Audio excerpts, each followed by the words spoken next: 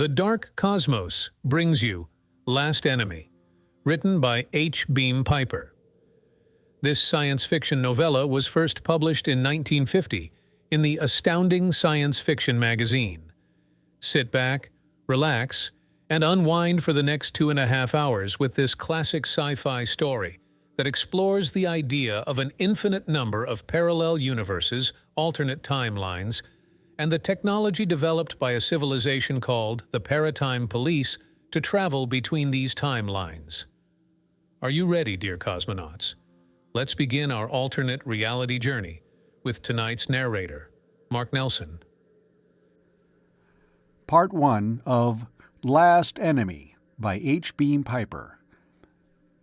The last enemy was the toughest of all, and conquering him was in itself almost as dangerous as not conquering. For a strange pattern of beliefs can make assassination an honorable profession. Along the U-shaped table, the subdued clatter of dinnerware and the buzz of conversation was dying out. The soft music that drifted down from the overhead sound outlets seemed louder as the competing noises diminished. The feast was drawing to a close, and Delona of Hadron fidgeted nervously with the stem of her wineglass as last-moment doubts assailed her. The old man at whose right she sat noticed, and reached out to lay his hand on hers. "My dear, you're worried," he said softly. "You, of all people, shouldn't be, you know." "The theory isn't complete," she replied, "and I could wish for more positive verification. I'd hate to think I'd got you into this." Garnan of Roxor laughed. "No, no," he assured her. "I decided upon this long before you announced the results of your experiments. Ask Girzon. He'll bear me out." "That's true," the young man who sat at Garnan's left said, leaning forward. "Father has meant to take this step for a long time. He was waiting until after the election, and then he decided to do it now, to give you an opportunity to make experimental use of it." The man on Delona's right added his voice. Like the others at the table, he was of medium stature, brown-skinned, and dark-eyed, with a wide mouth, prominent cheekbones, and a short, square jaw. Unlike the others, he was armed. With a knife and pistol on his belt, and on the breast of his black tunic, he wore a scarlet oval patch on which a pair of black wings with a tapering silver object between them had been superimposed. "Yes, Lady Delona. The Lord Garnan and I discussed this, 2 years ago at the least. Really, I'm surprised that you seem to shrink from it now.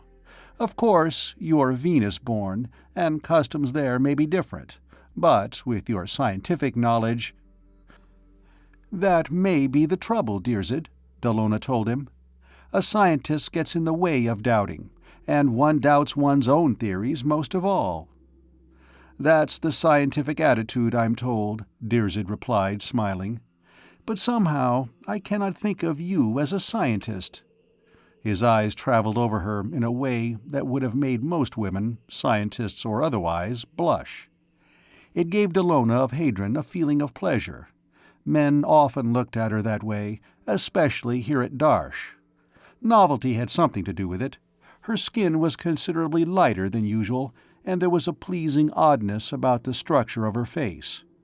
Her alleged Venusian origin was probably accepted as the explanation of that, as of so many other things. As she was about to reply, a man in dark gray, one of the upper servants who were accepted as social equals by the Acorn-Neb nobles, approached the table. He nodded respectfully to Garnan of Roxor. "I hate to seem to hurry things, sir, but the boy's ready. He's in a trance state now," he reported, pointing to the pair of visiplates at the end of the room. Both of the 10-foot square plates were activated. One was a solid, luminous white. On the other was the image of a boy of 12 or 14, seated at a big writing machine. Even allowing for the fact that the boy was in a hypnotic trance, there was an expression of idiocy on his loose-lipped, slack-jawed face, a pervading dullness. "One of our best sensitives," a man with a beard, several places down the table on Delona's right, said. "You remember him, Delona. He produced that communication from the discarnate assassin, Sirzim." Normally, he's a low-grade imbecile, but in trance state, he's wonderful. And there can be no argument that the communications he produces originates in his own mind. He doesn't have mind enough of his own to operate that machine." Garnan of Roxor rose to his feet, the others rising with him. He unfastened a jewel from the front of his tunic and handed it to Delona. "Here, my lady Delona, I want you to have this," he said. "It's been in the family of Roxor for 6 generations, but I know that you will appreciate and cherish it." He twisted a heavy ring from his left hand and gave it to his son. He unstrapped his wristwatch and passed it across the table to the grey-clad upper servant. He gave a pocket case containing writing tools, slide rule, and magnifier to the bearded man on the other side of Delona. "Something you can use, Dr. Harnosh," he said. Then he took a belt, with a knife and holstered pistol, from a servant who had brought it to him and gave it to the man with the red badge. "And something for you, Dearzid. The pistol's by Farnor of Yand, and the knife was forged and tempered on Luna." The man with the winged bullet badge took the weapons, exclaiming in appreciation. Then he removed his own belt and buckled on the gift. "The pistol's fully loaded," Garnan told him. Dearzid drew it and checked. A man of his craft took no statement about weapons without verification, then slipped it back into the holster. "Shall I use it?" he asked. "By all means. I had that in mind when I selected it for you." Another man, to the left of Girzon, received a cigarette case and a lighter. He and Garnan hooked fingers and clapped shoulders. "Our views haven't been the same, Garnan," he said, "but I've always valued your friendship. I'm sorry you're doing this now. I believe you'll be disappointed." Garnan chuckled. "Would you care to make a small wager on that, Nirzav?" he asked. "You know what I'm putting up. If I'm proven right, will you accept the volitionalist theory as verified?" Nirzav chewed his mustache for a moment. "Yes, Garnan, I will." He pointed toward the blankly white screen. "If we get anything conclusive on that, I'll have no other choice." "All right, friends," Garnan said to those around him. "Will you walk with me to the end of the room?" Servants removed a section from the table in front of him to allow him and a few others to pass through. The rest of the guests remained standing at the table, facing toward the inside of the room. Garnan's son, Girzon, and the grey-mustached Nirzav of Shona walked on his left, Delona of Hadron and Dr. Harnosh of Hosh on his right. The grey-clad upper servant and 2 or 3 ladies, and a nobleman with a small chin-beard, and several others joined them. Of those who had sat close to Garnan, only the man in the black tunic with the scarlet badge hung back. He stood still, by the break in the table, watching Garnan of Roxor walk away from him. Then Dearzid the assassin drew the pistol he had lately received as a gift, hefted it in his hand, thumbed off the safety, and aimed at the back of Garnan's head. They had nearly reached the end of the room when the pistol cracked. Delona of Hadron started, almost as though the bullet had crashed into her own body, then caught herself and kept on walking. She closed her eyes and laid a hand on Dr. Harnosh's arm for guidance, concentrating her mind upon a single question. The others went on as though Garnan of Roxor were still walking among them. "Look!" Harnosh of Hosh cried, pointing to the image in the visiplate ahead. "He's under control!" They all stopped short, and Dearzid, holstering his pistol, hurried forward to join them. Behind, a couple of servants had approached with a stretcher and were gathering up the crumpled figure that had, a moment ago, been Garnan. A change had come over the boy at the writing machine. His eyes were still glazed with the stupor of the hypnotic trance, but the slack jaw had stiffened, and the loose mouth was compressed in a purposeful line.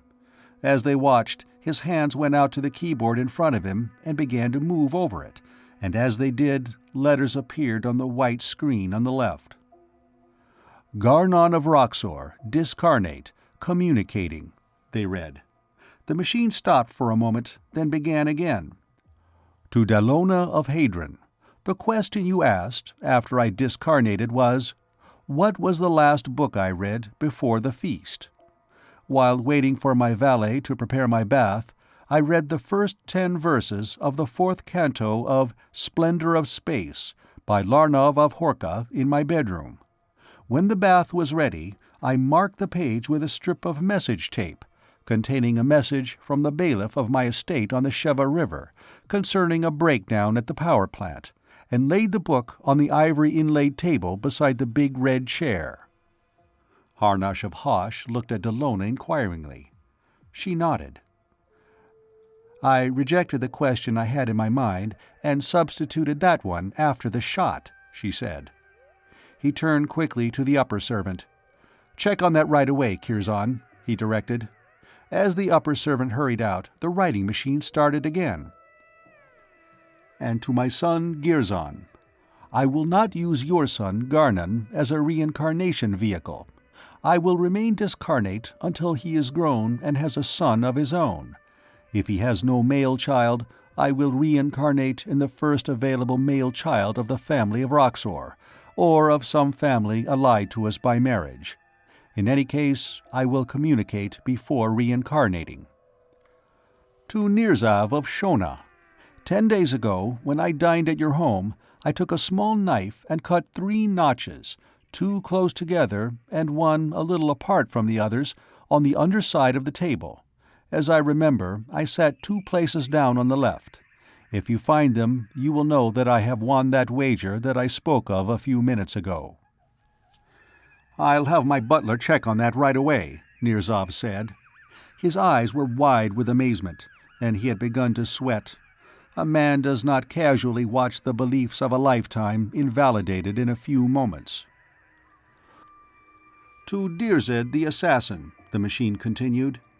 You have served me faithfully in the last 10 years, never more so than with the last shot you fired in my service. After you fired, the thought was in your mind that you would like to take service with the Lady Delona of Hadron, whom you believe will need the protection of a member of the Society of Assassins. I advise you to do so, and I advise her to accept your offer. Her work, since she has come to Darsh, has not made her popular in some quarters. No doubt Nirzav of Shona can bear me out on that. I won't betray things told me in confidence, or said at the councils of the statisticalists, but he's right, Nirzav said. You need a good assassin, and there are few better than Dirzed. I see that this sensitive is growing weary, the letters on the screen spelled out. His body is not strong enough for prolonged communication. I bid you all farewell, for the time. I will communicate again. Good evening, my friends, and I thank you for your presence at the feast. The boy on the other screen slumped back in his chair, his face relaxing into its customary expression of vacancy. Will you accept my offer of service, Lady Delona? Dirzed asked. It's as Garnan said, you've made enemies. Delona smiled at him. I've not been too deep in my work to know that. I'm glad to accept your offer, Dirzed. Nirzav of Shona had already turned away from the group and was hurrying from the room to call his home for a confirmation on the notches made on the underside of his dining table. As he went out the door, he almost collided with the upper servant, who was rushing in with a book in his hand. Here it is, the latter exclaimed, holding up the book. Larnov's Splendor of Space, just where he said it would be. I had a couple of servants with me as witnesses. I can call them in now if you wish. He handed the book to Harnash of Hosh. See, a strip of message tape in it, at the 10th verse of the 4th canto. Nirzav of Shona re-entered the room. He was chewing his mustache and muttering to himself. As he rejoined the group in front of the now dark visiplates, he raised his voice, addressing them all generally. My butler found the notches, just as the communication described, he said. This settles it. Garnan, if you're where you can hear me, you've won. I can't believe in the statisticalist doctrines after this, or in the political program based upon them. I'll announce my change of attitude at the next meeting of the Executive Council and resign my seat. I was elected by statisticalist votes, and I cannot hold office as a volitionalist. "You'll need a couple of assassins, too," the nobleman with the chin-beard told him. "Your former colleagues and fellow party members are regrettably given to the forcible discarnation of those who differ with them." "I've never employed personal assassins before," Nirzov replied, "but I think you're right. As soon as I get home, I'll call Assassins' Hall and make the necessary arrangements." "Better do it now," Girzon of Roxor told him, lowering his voice. "There are over 100 guests here, and I can't vouch for all of them. The statisticalists would be sure to have a spy planted among them.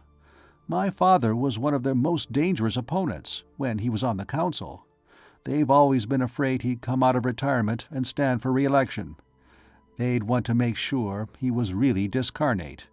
And if that's the case, you can be sure your change of attitude is known to old Mirzak of Barshad by this time. He won't dare allow you to make a public renunciation of statisticalism." He turned to the other nobleman. "Prince Jirzan, why don't you call the volitionalist headquarters and have a couple of our assassins sent over here to escort Lord Nirzov home?" "I'll do that immediately," Jirzan of Starpha said. "It's as Lord Girzon says. We can be pretty sure there was a spy among the guests, and now that you've come over to our way of thinking, we're responsible for your safety." He left the room to make the necessary visiphone call. Delona, accompanied by Dirzed, returned to her place at the table, where she was joined by Harnash of Hosh and some of the others. "There's no question about the results," Harnash was exulting. "I'll grant that the boy might have picked up some of that stuff telepathically from the carnate minds present here, even from the mind of Garnan before he was discarnated. But he could not have picked up enough data in that way to make a connected and coherent communication. It takes a sensitive with a powerful mind of his own to practice telesthesia, and that boy's almost an idiot." He turned to Delona. "You asked a question mentally after Garnan was discarnate, and got an answer that could have been contained only in Garnan's mind. I think it's conclusive proof that the discarnate Garnan was fully conscious and communicating." "Dirzed also asked a question, mentally, after the discarnation, and got an answer.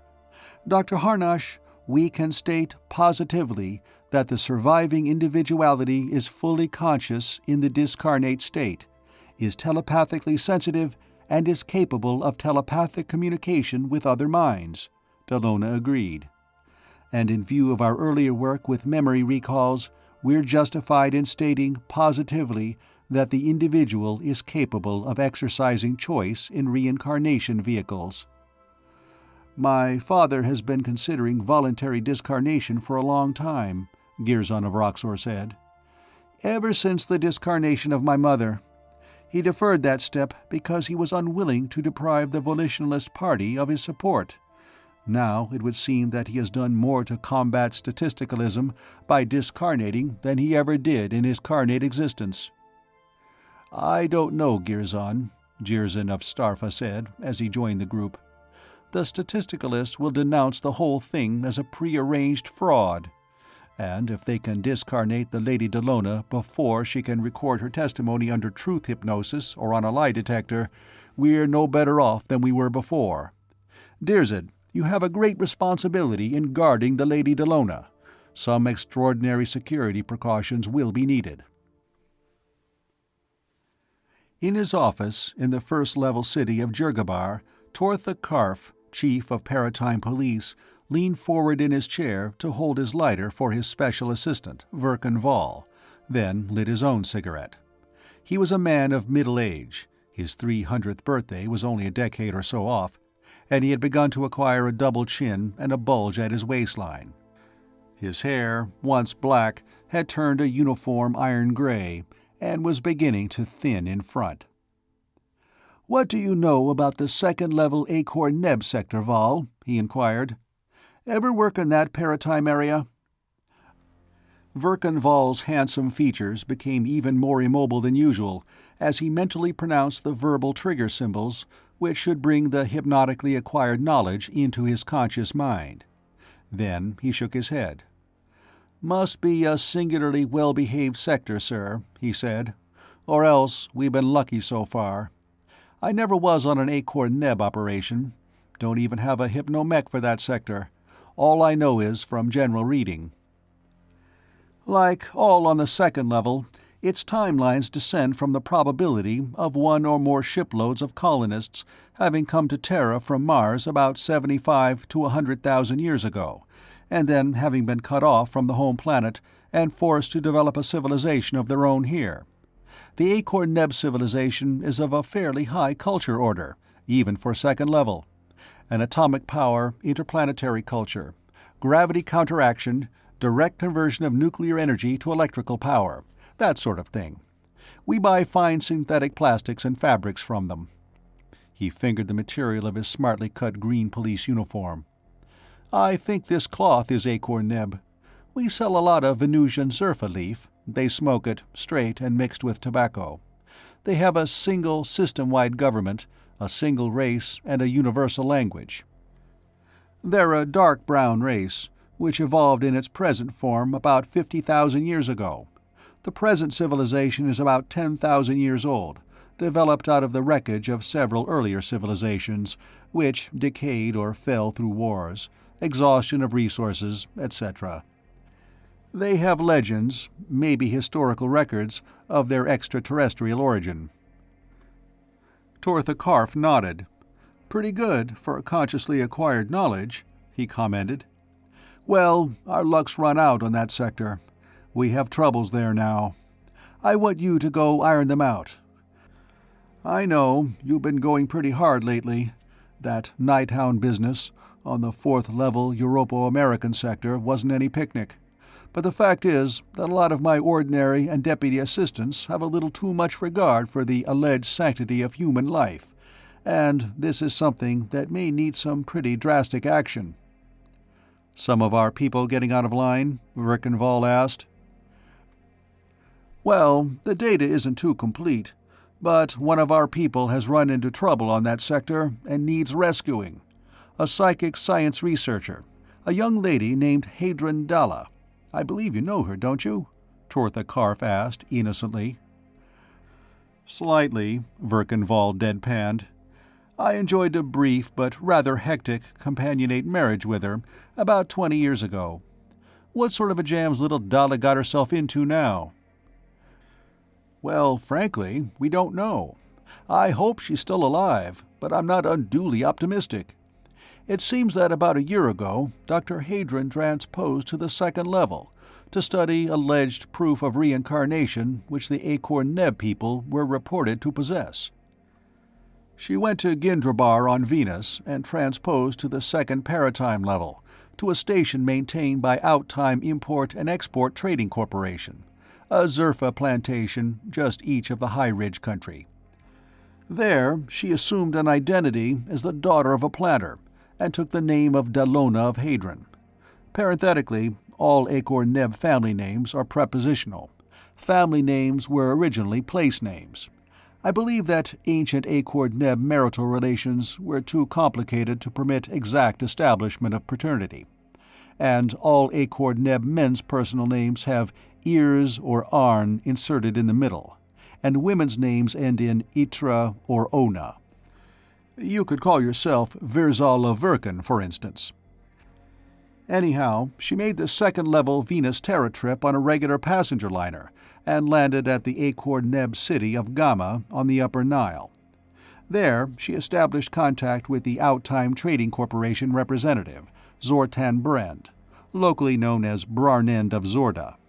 He couldn't call himself Brarnend of Zortan. In the Acorn Neb language, Zortan is a particularly nasty, dirty word. Hadron Dalla spent a few weeks at his residence, briefing herself on local conditions. Then she went to the capital city, Darsh, in Eastern Europe, and enrolled as a student at something called the Independent Institute for Reincarnation Research, having secured a letter of introduction to its director, a Dr. Harnash of Hosh. Almost at once, she began sending in reports to her home organization, the Rogam Memorial Foundation of Psychic Science, here at Jurgabar, through Zortan Brand. The people there were wildly enthusiastic.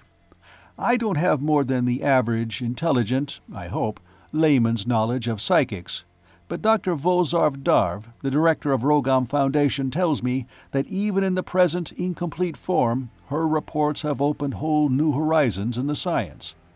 It seems that these Acorn-Neb people have actually demonstrated, as a scientific fact, that the human individuality reincarnates after physical death, that your personality and mine have existed as such for ages, and will exist for ages to come.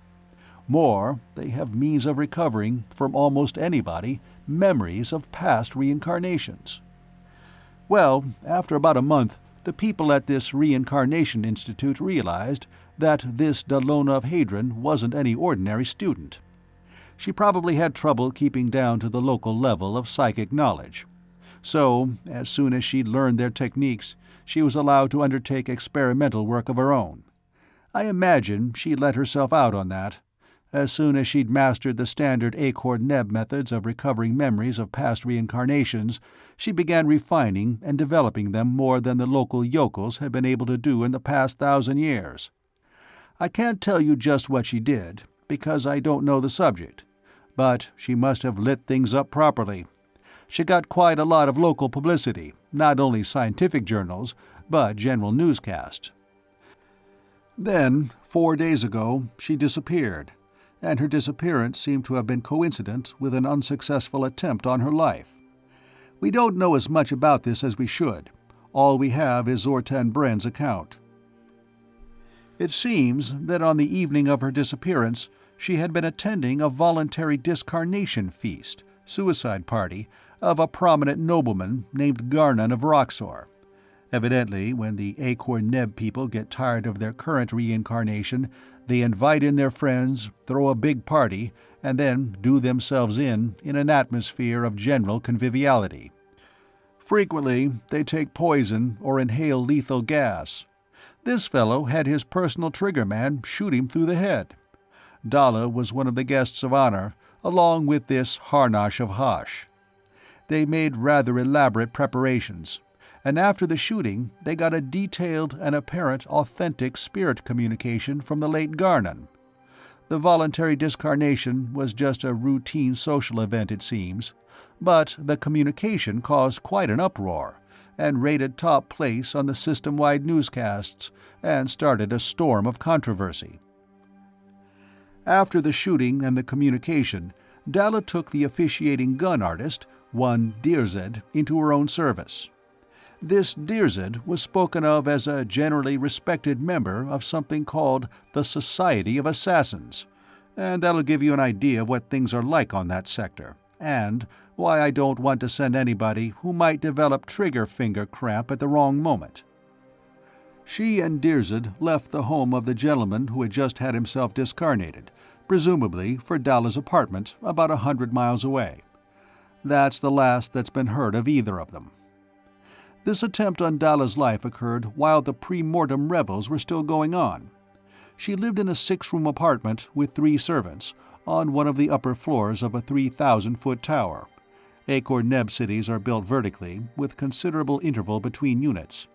And while she was at this feast, a package was delivered at the apartment, ostensibly from the Reincarnation Institute and made up to look as though it contained record tapes.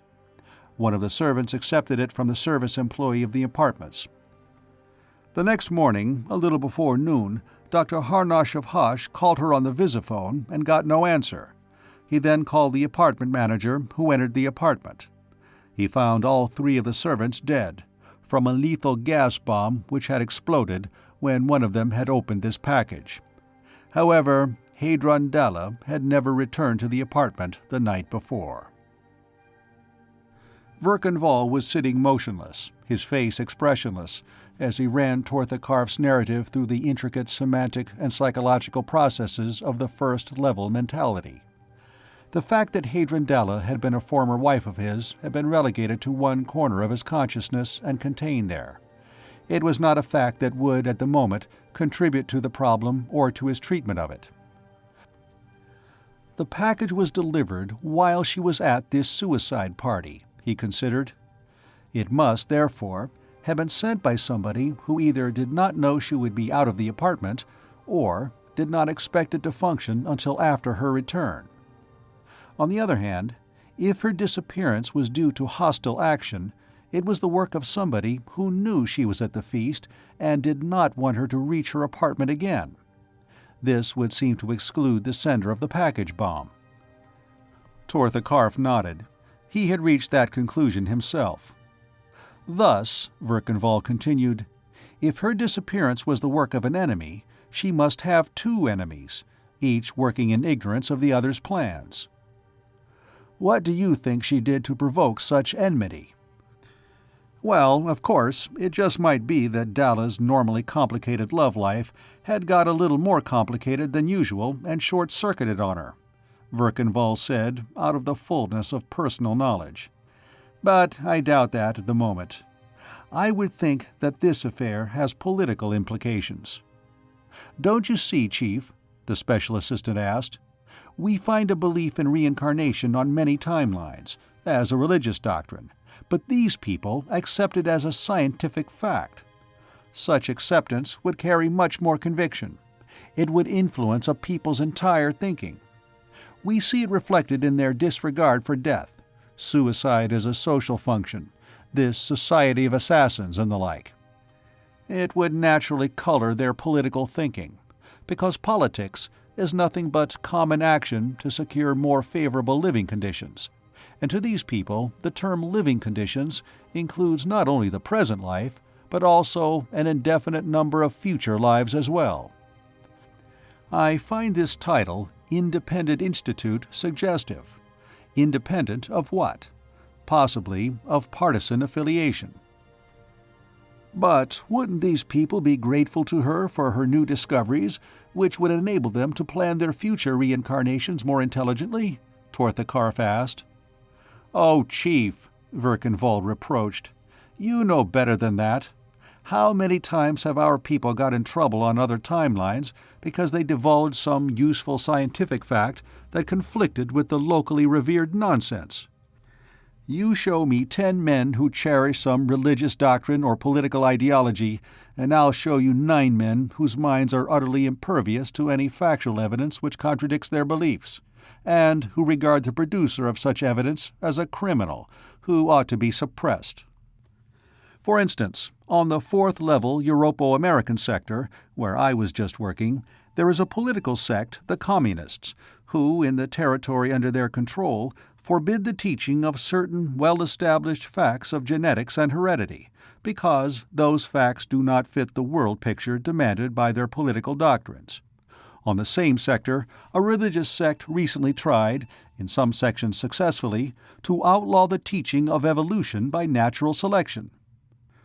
Tortha Karf nodded. I remember some stories my grandfather told me about his narrow escapes from an organization called the Holy Inquisition, when he was a Paratime trader on the 4th level, about 400 years ago.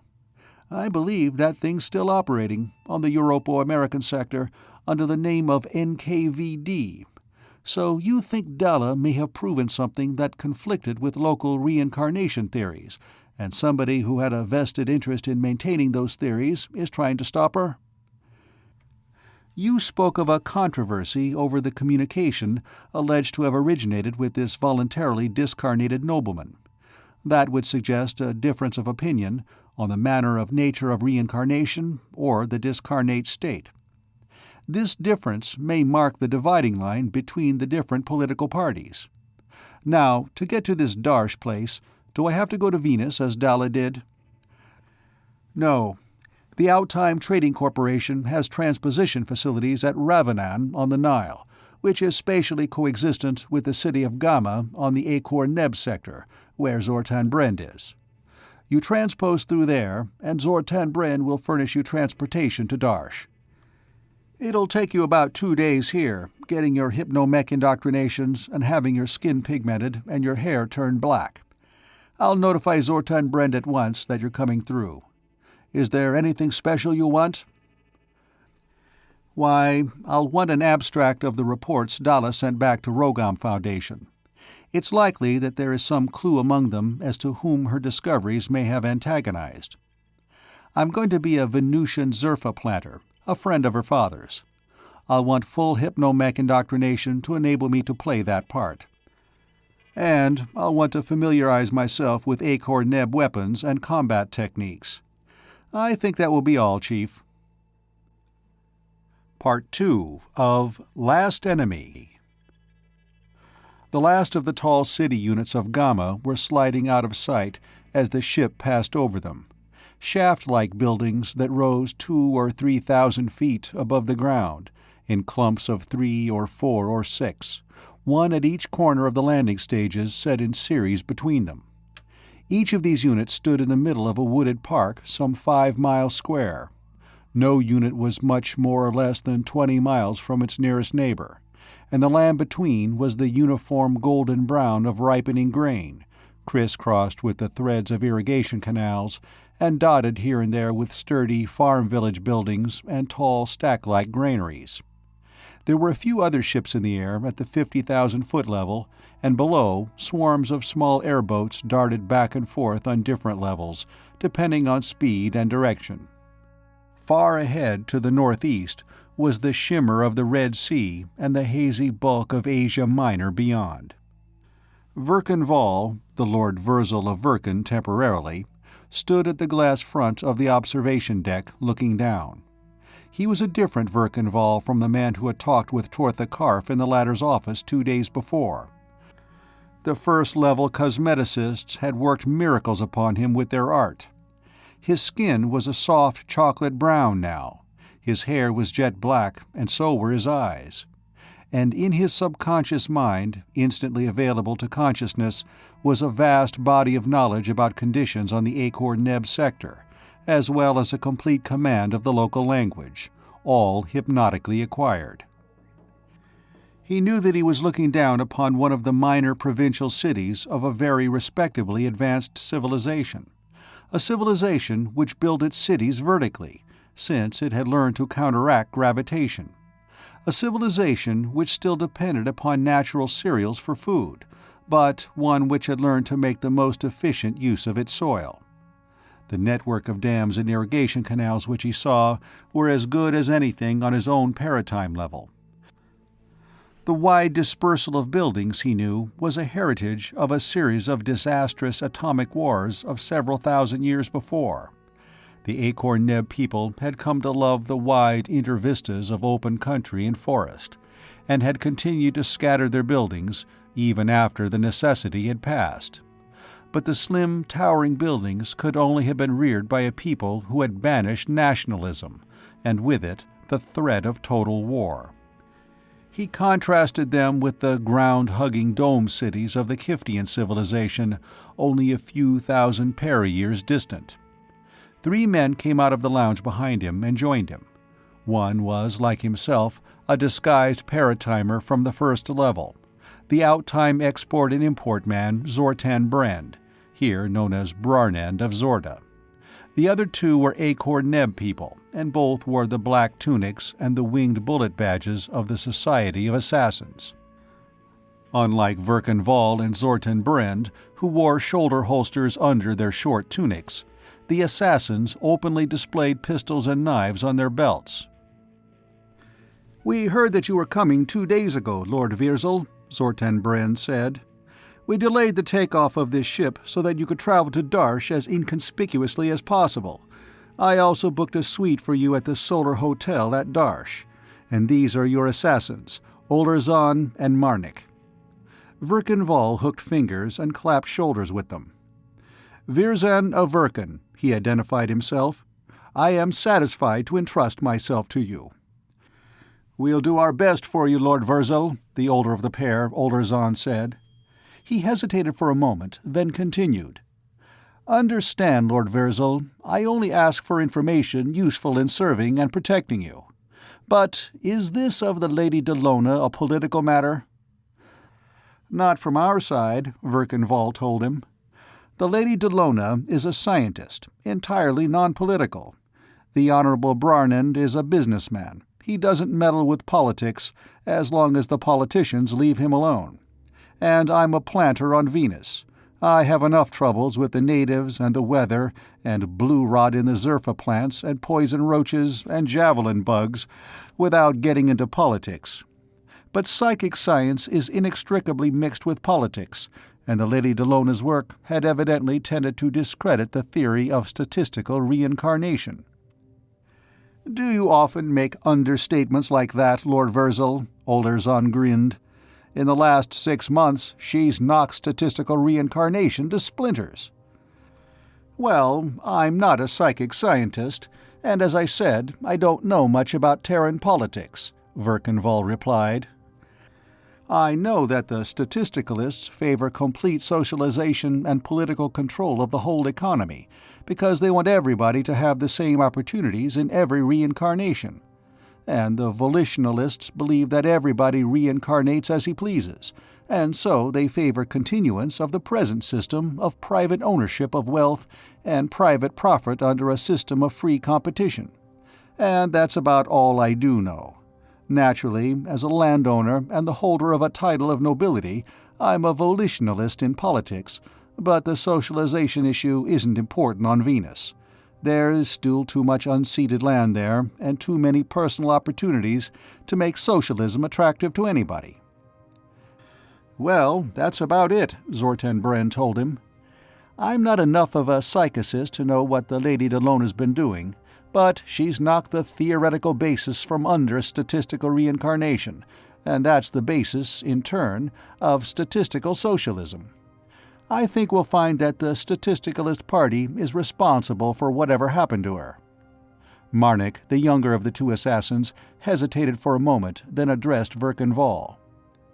"Lord Virzel, I know none of the personalities involved in this matter, and I speak without wishing to give offense.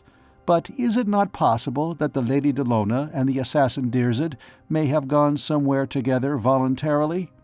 I have met Dirzed, and he has many qualities which women find attractive, and he is by no means indifferent to the opposite sex.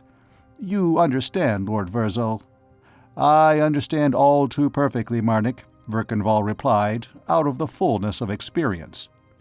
"The Lady Delona has had affairs with a number of men, myself among them.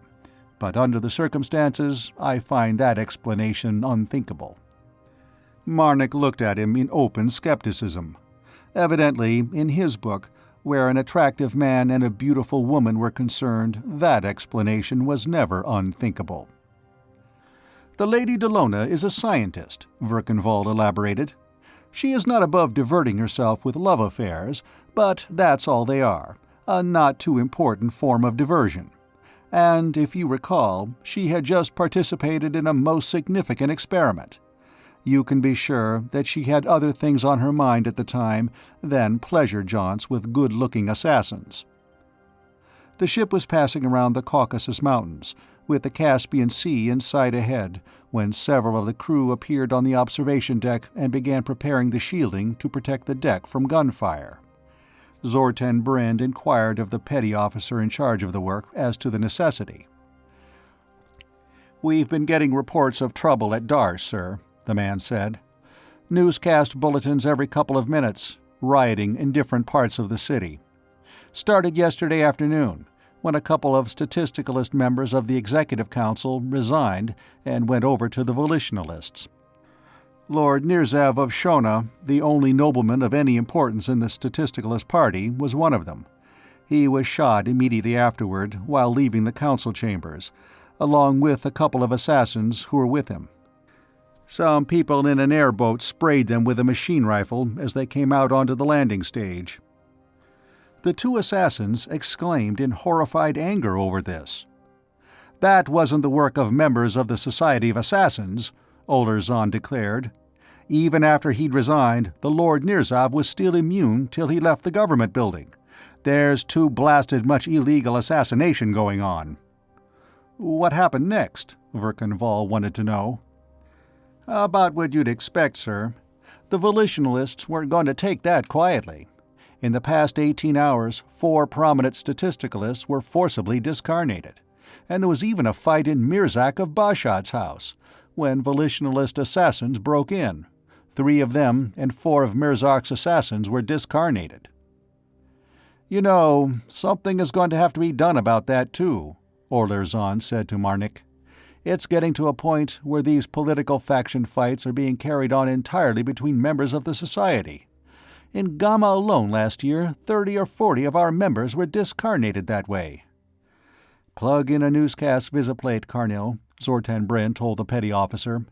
"Let's see what's going on in Darsh now." In Darsh, it seemed, an uneasy peace was being established. Verkanval watched heavily armed airboats and light combat ships patrolling among the high towers of the city. He saw a couple of minor riots being broken up by the blue-uniformed constabulary, with considerable shooting and a ruthless disregard for who might get shot. It wasn't exactly the sort of policing that would have been tolerated in the first-level civil order section, but it seemed to suit Akor-Neb conditions. And he listened to a series of angry recriminations and contradictory statements by different politicians, all of whom blamed the disorders on their opponents. The volitionalists spoke of the statisticalists as insane criminals and underminers of social stability, and the statisticalists called the volitionalists reactionary criminals and enemies of social progress. Politicians, he had observed, differed little in their vocabularies from one timeline to another. This kept up all the while the ship was passing over the Caspian Sea. As they were turning up the Volga Valley, one of the ship's officers came down from the control deck above. "We're coming into Darsh now," he said, and as Verkanval turned from the visiplate to the forward windows, he could see the white and pastel-tinted towers of the city rising above the hardwood forests that covered the whole Volga basin on this sector. "Your luggage has been put into the airboat, Lord Virzal and honorable assassins, and it's ready for launching whenever you are." The officer glanced at his watch. "We dock at Commercial Center in 20 minutes. We'll be passing the Solar Hotel in 10. They all rose, and Verkanval hooked fingers and clapped shoulders with Zortan Bryn. "Good luck, Lady Virzal," the latter said. "I hope you find the Lady Delona safe and carnate. If you need help, I'll be at the Mercantile House for the next day or so. If you get back to Gamma before I do, you know who to ask for there." A number of assassins loitered in the hallways and offices of the Independent Institute of Reincarnation Research when Verkanval, accompanied by Marnik, called there that afternoon. Some of them carried submachine guns or sleep gas projectors, and they were stopping people and questioning them. Marnik needed only to give them a quick gesture and the words, "Assassin's Truce," and he and his client were allowed to pass. They entered a lifter tube and floated up to the office of Dr. Harnash of Hosh, with whom Verkanval had made an appointment. "I'm sorry, Lord Virzal," the director of the Institute told him, "but I have no idea what has befallen the Lady Delona, or even if she is still carnate. I am quite worried. I admired her extremely, both as an individual and as a scientist. I do hope she hasn't been discarnated. That would be a serious blow to science. It is fortunate that she accomplished as much as she did while she was with us." "You think she is no longer carnate, then?" "I'm afraid so. The political effects of her discoveries—" Harnash of Hosh shrugged sadly. "She was devoted to a rare degree to her work. I am sure that nothing but her discarnation could have taken her away from us at this time, with so many important experiments still uncompleted." Marnik nodded to Verkanval, as much as to say, "You were right." "Well, I intend acting upon the assumption that she is still carnate and in need of help, until I am positive to the contrary," Verkanval said. "And in the latter case, I intend finding out who discarnated her and send him to apologize for it in person. People don't forcibly discarnate my friends with impunity." "Sound attitude," Dr. Harnash commented. "There's certainly no positive evidence that she isn't still carnate. I'll gladly give you all the assistance I can, if you'll only tell me what you want." "Well, in the first place," Verkanval began, "just what sort of work was she doing?" He already knew the answer to that from the report she had sent back to the First Level, but he wanted to hear Dr. Harnash's version. And what exactly are the political effects you mentioned? Understand, Dr. Harnash, I am really quite ignorant of any scientific subject unrelated to Zerfa culture, and equally so of Terran politics. Politics on Venus is mainly a question of who gets how much graft out of what. Dr. Harnash smiled. Evidently, he had heard about Venusian politics. Ah, yes, of course. But you are familiar with the main differences between statistical and volitional reincarnation theories? In a general way, the volitionalists hold that the discarnate individuality is fully conscious and is capable of something analogous to sense perception, and is also capable of exercising choice in the matter of reincarnation vehicles, and can reincarnate or remain in the discarnate state as it chooses. They also believe that discarnate individualities can communicate with one another, and with at least some carnate individualities by telepathy, he said. The statisticalists deny all this. Their opinion is that the discarnate individuality is in a more or less somnambulistic state, that it is drawn by a process akin to tropism to the nearest available reincarnation vehicle, and that it must reincarnate in and only in that vehicle. They are labeled statisticalists because they believe that the process of reincarnation is purely at random, or governed by unknown and uncontrollable causes, and is unpredictable except as to aggregates. That's a fairly good generalized summary, Dr. Harnash of Hosh grudged, unwilling to give a mere layman too much credit. He dipped a spoon into a tobacco humidor, dusted the tobacco lightly with dried zerfa, and rammed it into his pipe. You must understand that our modern statisticalists are the intellectual heirs of those ancient materialistic thinkers who denied the possibility of any discarnate existence, or of any extra-physical mind, or even of extrasensory perception. Since all these things have been demonstrated to be facts, the materialist dogma has been broadened to include them, but always strictly within the frame of materialism. We have proven, for instance, that the human individuality can exist in a discarnate state, and that it reincarnates into the body of an infant shortly after birth. But the statisticalists cannot accept the idea of discarnate consciousness, since they conceive of consciousness purely as a function of the physical brain. So they postulate an unconscious discarnate personality, or, as you put it, one in a somnambulistic state. They have to concede memory to this discarnate personality, since it was by recovery of memories of previous reincarnations that discarnate existence and reincarnation were proven to be facts. So they picture the discarnate individuality as a material object, or physical event of negligible but actual mass, in which an indefinite number of memories can be stored as electronic charges. And they picture it as being drawn irresistibly to the body of the nearest non-incarnated infant. Curiously enough, the reincarnation vehicle chosen is almost always of the same sex as the vehicle of the previous reincarnation, the exceptions being cases of persons who had a previous history of psychological sex inversion. Dr. Harnash remembered the unlighted pipe in his hand, thrust it into his mouth, and lit it. For a moment he sat with it jutting out of his black beard until it was drawing to his satisfaction.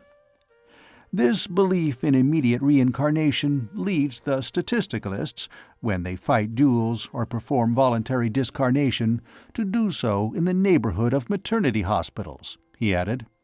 I know personally of one reincarnation memory recall in which the subject, a statisticalist, voluntarily discarnated by lethal gas inhaler in a private room at one of our local maternity hospitals, and reincarnated 20 years later in the city of Jeddah, 3,000 miles away. The square black beard jiggled as the scientist laughed. Now, as to the political implications of these contradictory theories. Since the statisticalists believe that they will reincarnate entirely at random, their aim is to create an utterly classless social and economic order, in which, theoretically, each individuality will reincarnate into a condition of equality with everybody else. Their political program, therefore, is one of complete socialization of all means of production and distribution, abolition of hereditary titles and inherited wealth, eventually all private wealth, and total government control of all economic, social, and cultural activities. Of course, Dr. Harnosh apologized, politics isn't my subject. I wouldn't presume to judge how that would function in practice. I would, Verkenval said shortly, thinking of all the different timelines on which he had seen systems like that in operation. You wouldn't like it, Doctor. And the volitionalists? Well, since they believe that they are able to choose the circumstances of their next reincarnation for themselves, they are the party of the status quo. Naturally, almost all the nobles, almost all the wealthy trading and manufacturing families, and almost all the professional people are volitionalists. Most of the workers and peasants are statisticalists. Or, at least they were, for the most part, before we began announcing the results of the Lady Delona's experimental work. Ah, now we come to it, Verkenval said as the story clarified. Yes, in somewhat oversimplified form, the situation is rather like this, Dr. Harnosh of Har said. The Lady Delona introduced a number of refinements and some outright innovations into our technique of recovering memories of past reincarnations. Previously, it was necessary to keep the subject in an hypnotic trance, during which he or she would narrate what was remembered of past reincarnations, and this would be recorded. On emerging from the trance, the subject would remember nothing. The tape recording would be all that would be left. But the Lady Delona devised a technique by which these memories would remain in what might be called the forepart of the subject's subconscious mind, so that they would be brought to the level of consciousness at will. More, she was able to recover memories of past discarnate existences, something we had never been able to do heretofore. Dr. Harnosh shook his head. And to think, when I first met her, I thought she was just another sensation-seeking young lady of wealth, and was almost about to refuse her enrollment. He wasn't the only one whom little Dalla had surprised, Verkenval thought. At least, he had been pleasantly surprised. You see, this entirely disproves the statistical theory of reincarnation. For example, we got a fine set of memory recalls from one subject for 4 previous reincarnations and 4 intercarnations. In the first of these, the subject had been a peasant on the estate of a wealthy noble. Unlike most of his fellows, who reincarnated into other peasant families almost immediately after discarnation, this man waited for 50 years in the discarnate state for an opportunity to reincarnate as the son of an overservant. In his next reincarnation, he was the son of a technician and received a technical education. He became a physics researcher. For his next reincarnation, he chose the son of a nobleman by a concubine as his vehicle.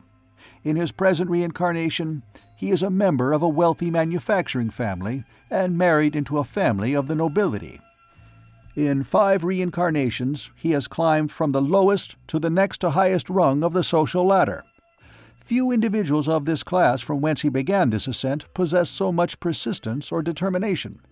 Then, of course, there was the case of Lord Garnan of Roxor. He went on to describe the last experiment in which Hadron Dalla had participated. Well, that all sounds pretty conclusive, Verkenval commented. I take it the leaders of the volitionalist party here are pleased with the result of the Lady Delona's work? Pleased? My dear Lord Virzel, they're fairly bursting with glee over it, Harnosh of Hosh declared.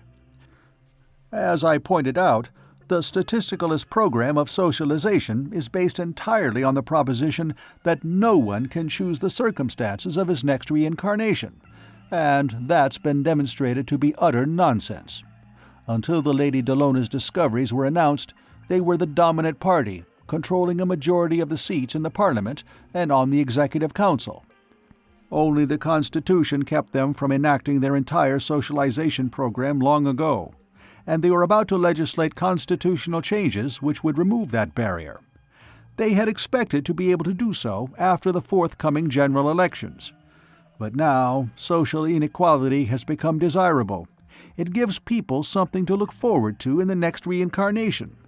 Instead of wanting to abolish wealth and privilege and nobility, the proletariat want to reincarnate into them. Harnash of Hosh laughed happily. So, you can see how furious the Statisticalist Party organization is. There's a catch to this somewhere, Marnik the assassin, speaking for the first time, declared. They can't all reincarnate as princes. There aren't enough vacancies to go round. And no noble is going to reincarnate as a tractor driver to make room for a tractor driver who wants to reincarnate as a noble. That's correct, Dr. Harnash replied. There is a catch to it. A catch most people would never admit, even to themselves. Very few individuals possess the willpower, the intelligence, or the capacity for mental effort displayed by the subject of the case I just quoted. The average man's interests are almost entirely on the physical side. He actually finds mental effort painful, and makes as little of it as possible. And that is the only sort of effort a discarnate individuality can exert. So, unable to endure the 50 or so years needed to make a really good reincarnation, he reincarnates in a year or so, out of pure boredom, into the first vehicle he can find, usually one nobody else wants. Dr. Harnash dug out the heel of his pipe and blew through the stem. But nobody will admit his own mental inferiority, even to himself. Now, every machine operator and field hand on the planet thinks he can reincarnate as a prince or a millionaire. Politics isn't my subject, but I'm willing to bet that since statistical reincarnation is an exploded psychic theory, statisticalist socialism has been caught in the blast area and destroyed along with it. Olirzon was in the drawing-room of the hotel suite when they returned, sitting on the middle of his spinal column in a reclining chair, smoking a pipe, dressing the edge of his knife with a pocket hone, and gazing lecherously at a young woman in the visiplate. She was an extremely well-designed young woman in a rather fragmentary costume, and she was heaving her bosom at the invisible audience in anger, sorrow, scorn, entreaty, and numerous other emotions. "This revolting crime," she was declaiming in a husky contralto as Verkanval and Marnik entered. "Foul even for the criminal beasts who conceived and perpetrated it." She pointed an accusing finger. "This murder of the beautiful Lady Delona of Hadron." Verkanval stopped short, considering the possibility of something having been discovered lately of which he was ignorant. Olirzon must have guessed his thought. He grinned reassuringly. "Think nothing of it, Lord Virzal," he said, waving his knife at the visiplate. "Just political propaganda, strictly for the sparrows. Nice propagandist, though." And now, the woman with the magnificent natural resources lowered her voice reverently, "we bring you the last image of the Lady Delona, and of Dirzed, her faithful assassin, taken just before they vanished, never to be seen again." The plate darkened, and there were strains of slow, dirge-like music. Then it lighted again, presenting a view of a broad hallway, thronged with men and women in bright, vari-colored costumes. In the foreground, wearing a tight skirt of deep blue and a short red jacket, was Hadron Dalla, just as she had looked in the solidographs taken in Jurgabar after her alteration by the first-level cosmeticians, to conform to the appearance of the Malayoid Akor Neb people. She was holding the arm of a man who wore the black tunic and red badge of an assassin, a handsome specimen of the Akor Neb race. Trust little Dalla for that, Verkanval thought. The figures were moving with exaggerated slowness, as though a very fleeting picture were being stretched out as far as possible.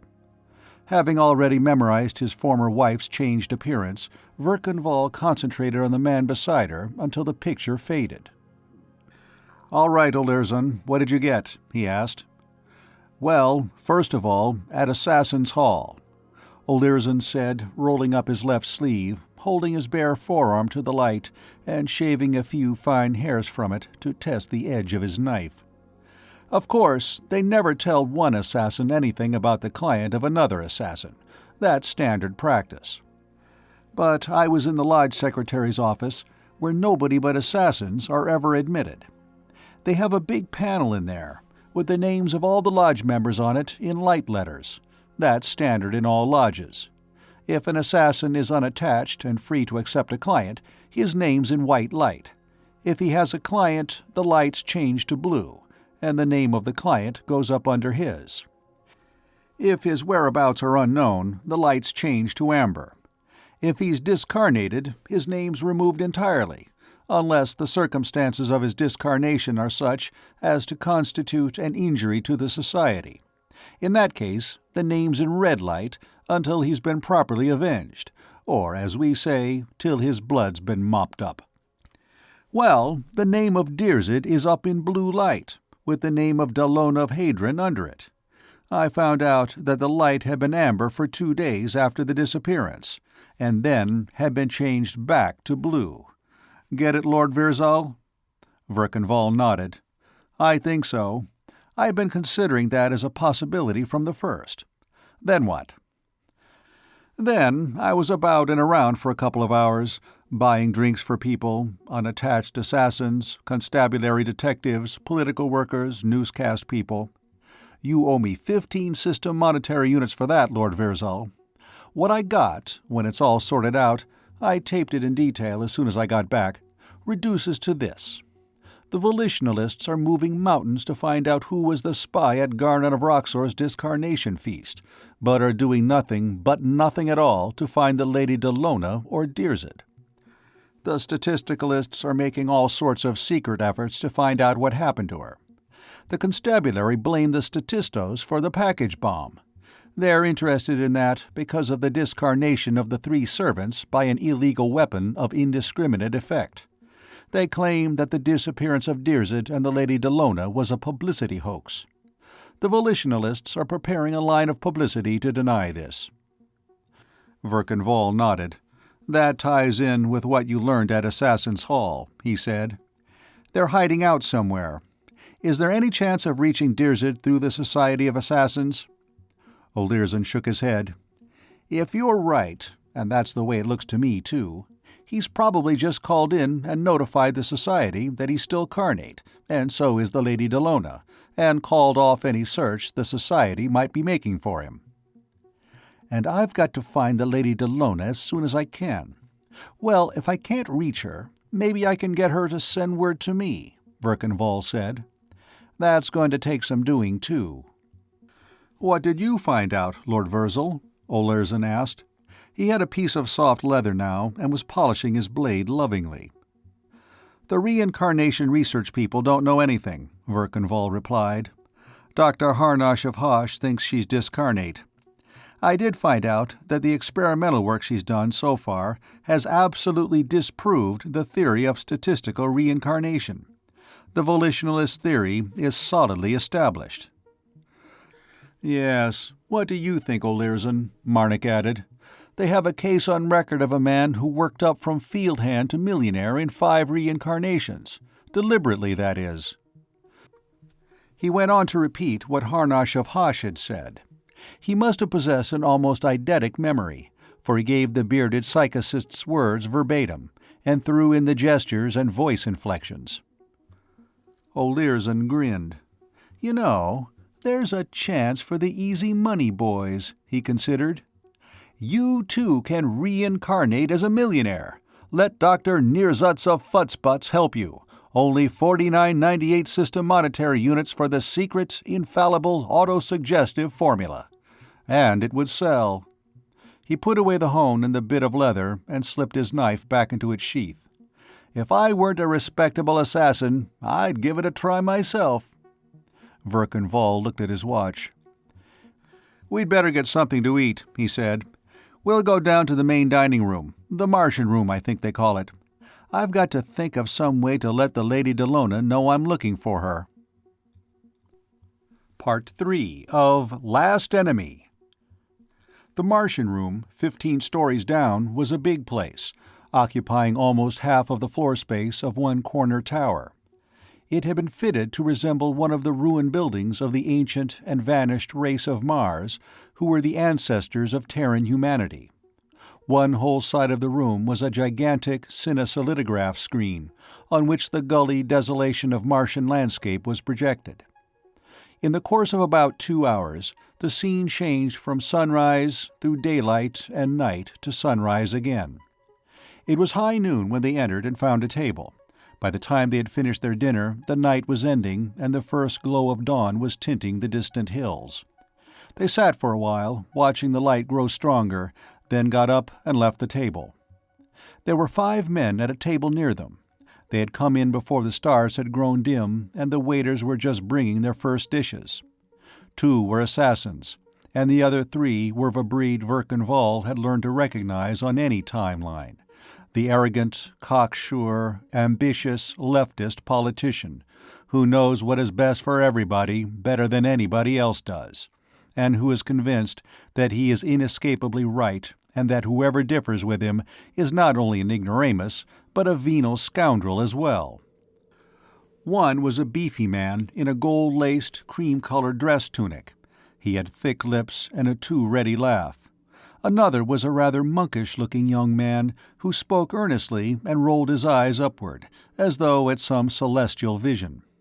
The third had the faint powdering of gray in his black hair, which was, among the Akor-Neb people, almost the only indication of advanced age. "Of course it is. The whole thing is a fraud," the monkish young man was saying angrily. "But we can't prove it." "Oh, Zirzob here can prove anything, if you give him time," the beefy one laughed. "The trouble is, there isn't too much time. We know that communication was a fake, prearranged by the volitionalists, with Dr. Harnosh and this Delona of Hadron as their tools.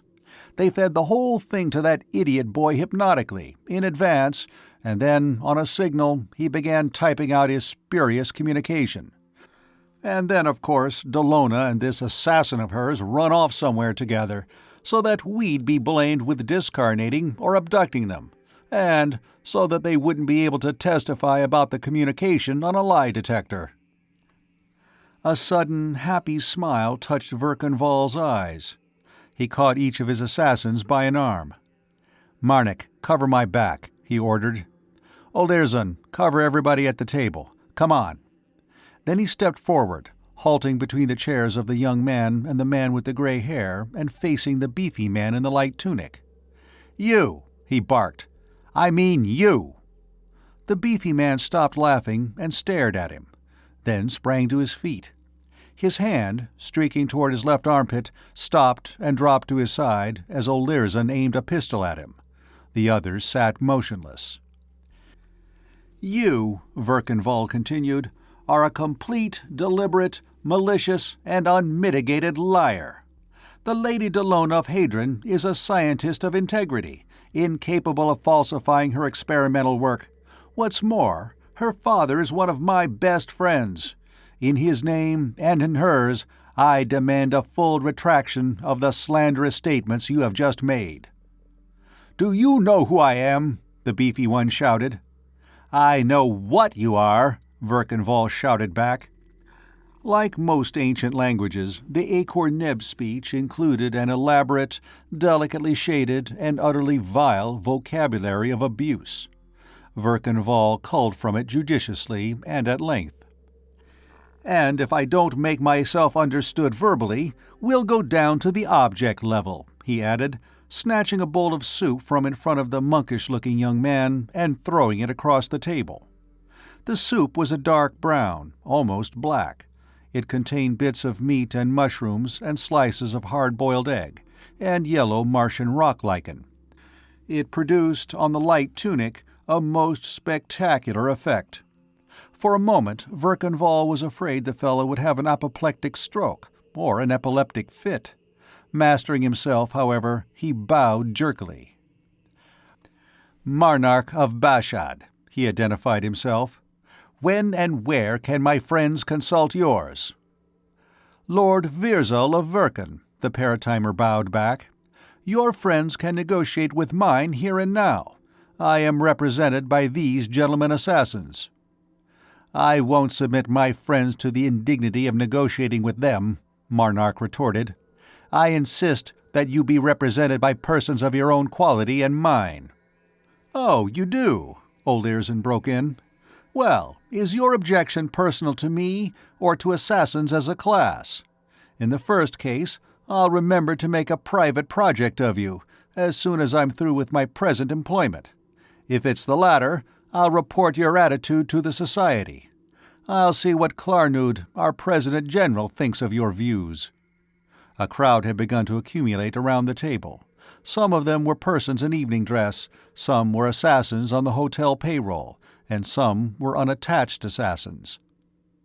"Well, you won't have far to look for him," one of the latter said, pushing through the crowd to the table. He was a man of middle age, inclined to stoutness.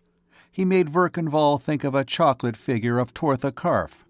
The red badge on his breast was surrounded with gold lace, and instead of black wings and a silver bullet, it bore silver wings and a golden dagger. He bowed contemptuously at Marnark of Bashad. "Klarnud, President-General of the Society of Assassins," he announced. "Marnark of Bashad, did I hear you say that you considered members of the Society as unworthy to negotiate an affair of honor with your friends, on behalf of this nobleman who has been courteous enough to accept your challenge?" he demanded. Marnark of Bashad's arrogance suffered considerable evaporation loss. His tone became almost servile.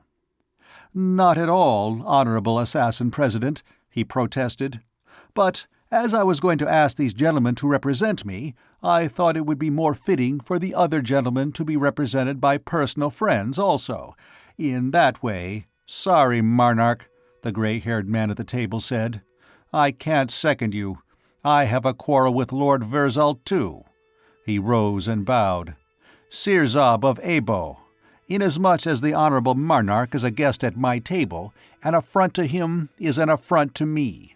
In my quality as his host, I must demand satisfaction from you, Lord Virzal." "Why, gladly, Honorable Sirzob," Verkenval replied. This was getting better and better every moment. "Of course, your friend, the Honorable Marnark, enjoys priority of challenge. I'll take care of you as soon as I have, shall we say, satisfied him." The earnest and rather consecrated-looking young man rose also, bowing to Verkenval. "Yirzal of Narva, I too have a quarrel with you, Lord Virzal. I cannot submit to the indignity of having my food snatched from in front of me, as you just did.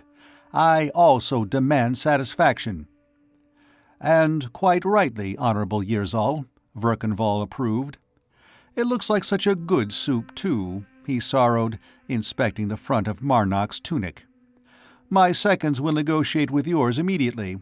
Your satisfaction, of course, must come after that of Honorable Sirzob." "If I may intrude," Klarnud put in smoothly, "may I suggest that as the Lord Virzal is represented by his assassins, yours can represent all three of you at the same time? I will gladly offer my own good offices as impartial supervisor." Verkenval turned and bowed as to royalty. "An honor, Assassin President. I am sure no one would act in that capacity more satisfactorily." "Well, when would it be most convenient to arrange the details?" Klarnud inquired. "I am completely at your disposal, gentlemen." "Why, here and now, while we're all together," Verkenval replied. "I object to that," Marnark of Bashad vociferated. "We can't make arrangements here. Why, all these hotel people, from the manager down, are nothing but tipsters for the newscast services." "Well, what's wrong with that?" Verkenval demanded. "You knew that when you slandered the Lady Delona in their hearing." "The Lord Virzal of Verkan is correct," Klarnud ruled, "and the offenses for which you have challenged him are also committed in public. By all means, let's discuss the arrangements now." He turned to Verkenval. "As the challenged party, you have the choice of weapons. Your opponents, then, have the right to name the conditions under which they are to be used." Marnak of Bashad raised another outcry over that. The assault upon him by the Lord Virzal of Verkan was deliberately provocative, and therefore tantamount to a challenge. He himself had the right to name the weapons. Klarnud upheld him. "Do the other gentlemen make the same claim?" Verkanval wanted to know. "If they do, I won't allow it," Klarnud replied. "You deliberately provoked Honorable Marnak, but the offenses of provoking him at Honorable Sirzob's table and of throwing Honorable Yirzov's soup at him were not given with intent to provoke. These gentlemen have a right to challenge, but not to consider themselves provoked." "Well, I choose knives, then," Marnak hastened to say. Verkanval smiled thinly. He had learned knife-play among the greatest masters of that art in all Paratime, the third-level Kanga pirates of the Caribbean islands.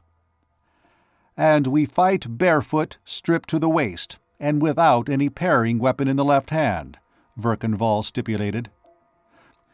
The beefy Marnak fairly licked his chops in anticipation. He outweighed Verkanval by 40 pounds. He saw an easy victory ahead. Verkanval's own confidence increased at these signs of his opponent's assurance. "And as for Honorable Sirzob and Honorable Yirzal, I chose pistols," he added. Sirzob and Yirzal held a hasty, whispered conference. "Speaking both for Honorable Yirzal and for myself," Sirzob announced, "we stipulate that the distance shall be 20 meters, that the pistol shall be fully loaded, and that fire shall be at will after the command." 20 rounds, fire at will at 20 meters, Olirzon hooted. "You must think our principal's as bad a shot as you are." The four assassins stepped aside and held a long discussion about something, with considerable argument and gesticulation. Klarnud, observing Verkanval's impatience, leaned close to him and whispered, "This is highly irregular. We must pretend ignorance and be patient. They're laying bets on the outcome. You must do your best, Lord Virzal. You don't want your supporters to lose money." He said it quite seriously, as though the outcome were otherwise a matter of indifference to Verkanval. Marnak wanted to discuss time and place, and proposed that all 3 duels be fought at dawn, on the 4th landing stage of Darsh Central Hospital. That was closest to the maternity wards, and statistics showed that most births occurred just before that hour. "Certainly not," Verkanval vetoed. "We'll fight here and now. I don't propose going a couple of 100 miles to meet you at any such unholy hour. We'll fight in the nearest hallway that provides 20-meter shooting distance." Marnak, Sirzob, and Yirzal all clamored in protest. Verkanval shouted them down, drawing on his hypnotically acquired knowledge of Akor-Neb dueling customs.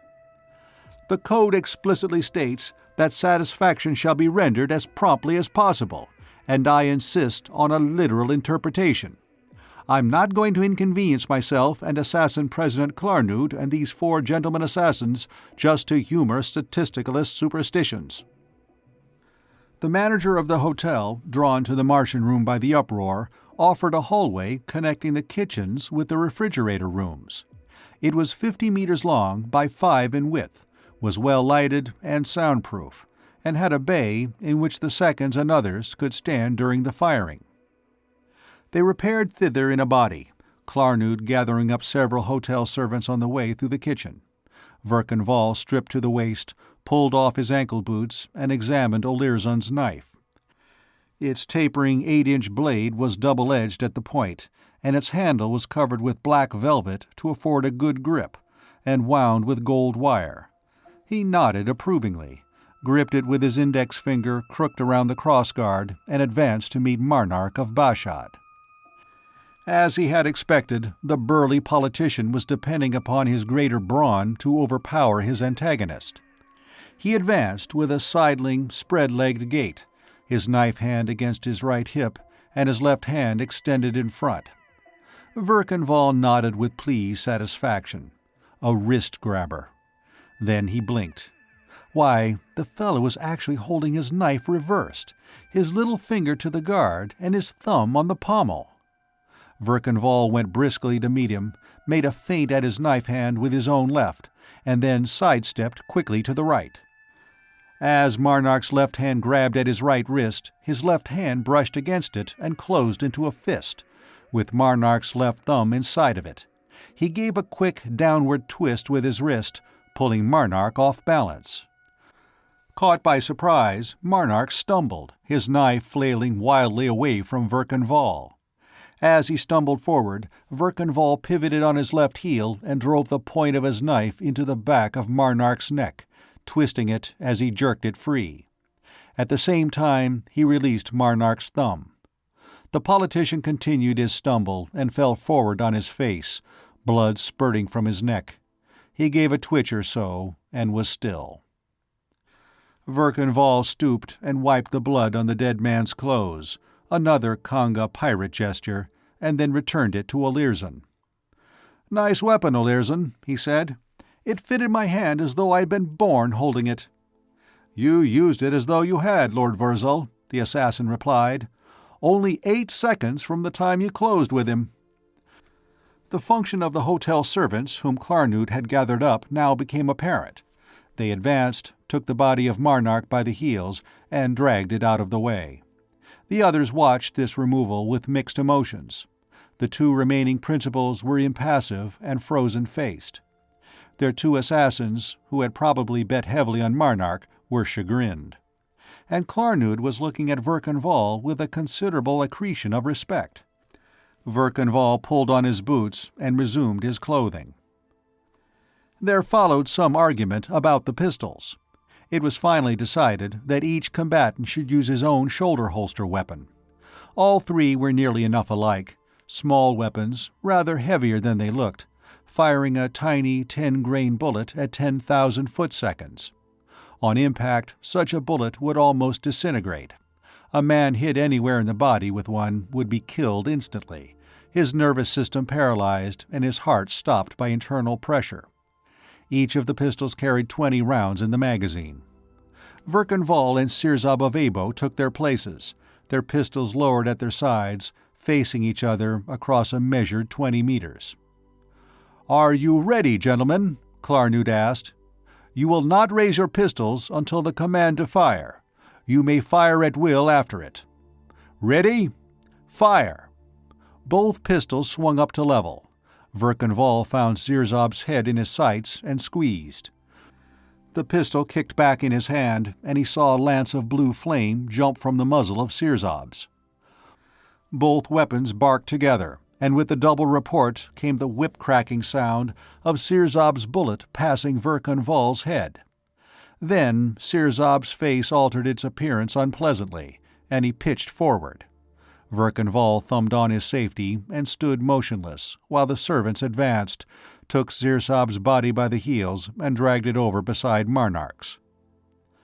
"All right, Honorable Yirzal, you're next," Verkanval called out. "The Lord Virzal has fired 1 shot," one of the opposing seconds objected, "and the Honorable Yirzal has a full magazine. The Lord Virzal should put in another magazine." "I grant him the advantage. Let's get on with it," Verkanval said. Yirzal of Narva advanced to the firing point. He was not afraid of death. None of the Akor Neb people were. Their language contained no word to express the concept of total and final extinction, and discarnation by gunshot was almost entirely painless. But he was beginning to suspect that he had made a fool of himself by getting into this affair.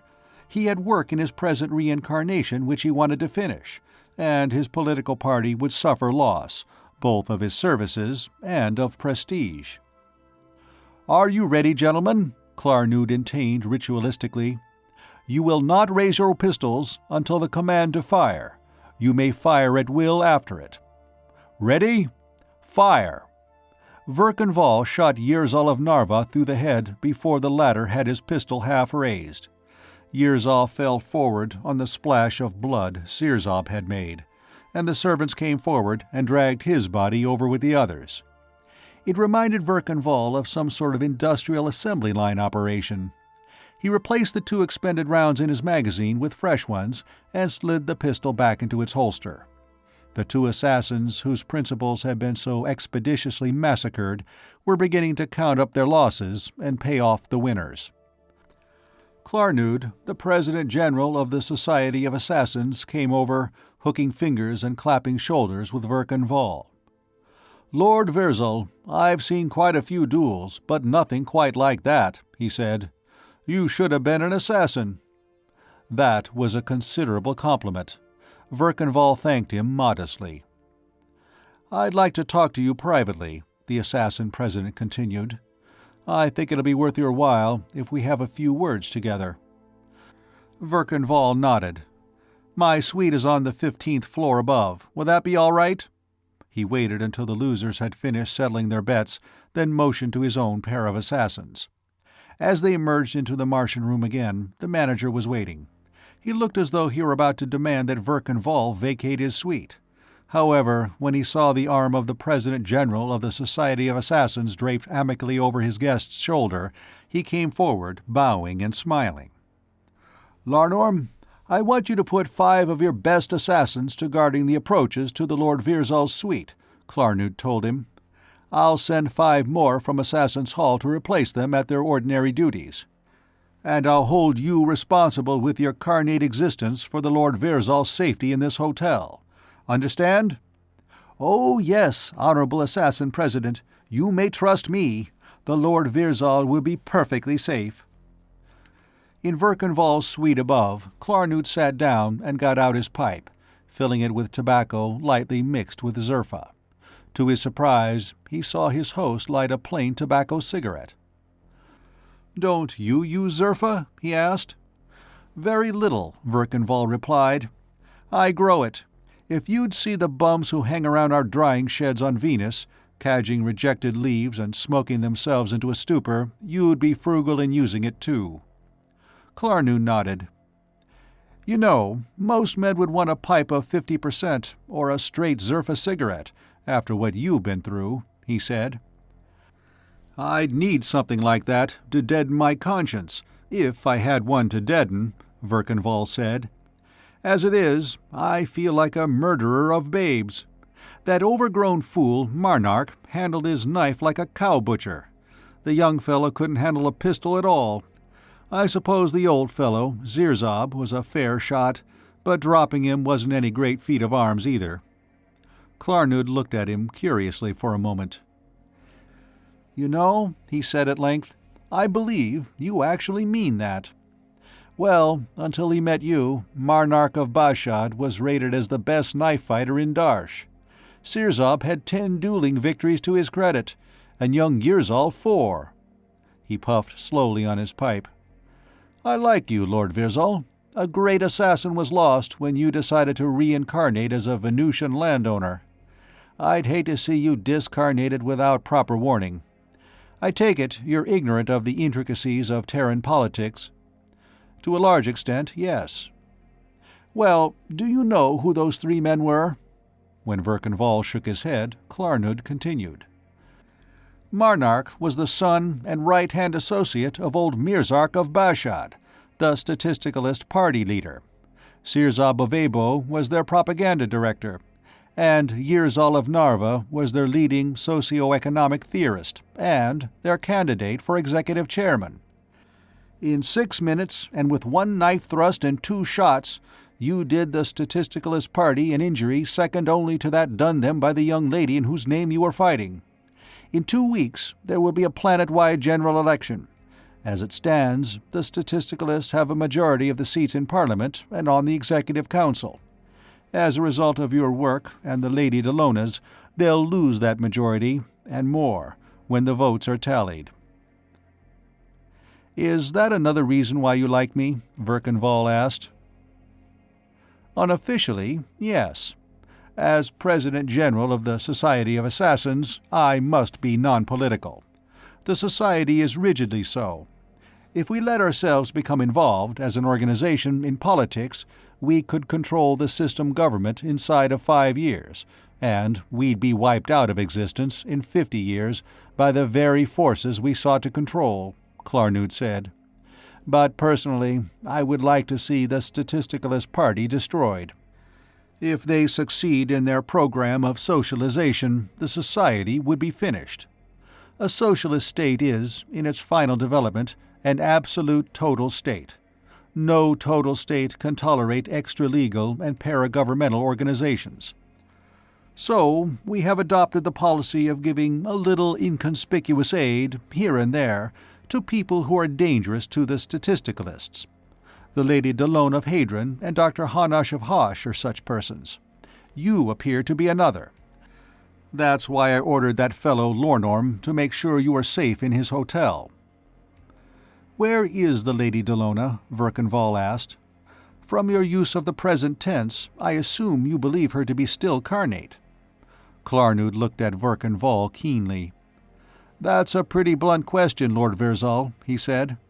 "I wish I knew a little more about you. When you and your assassin started inquiring about the Lady Delona, I tried to check up on you. I found out that you had come to Darsh from Gamma on a ship of the family of Zorda, accompanied by Brarnend of Zorda himself. And that's all I could find out. You claim to be a Venusian planter, and you might be. Any Terran who can handle weapons as you can would have come to my notice long ago. But you have no more ascertainable history than if you'd stepped out of another dimension." That was getting uncomfortably close to the truth. In fact, it was the truth. Verkenval laughed. "Well, confidentially," he said, "I'm from the Arcturus system. I followed the Lady Delona here from our home planet, and when I have rescued her from among you Solarians, I shall, according to our customs, receive her hand in marriage.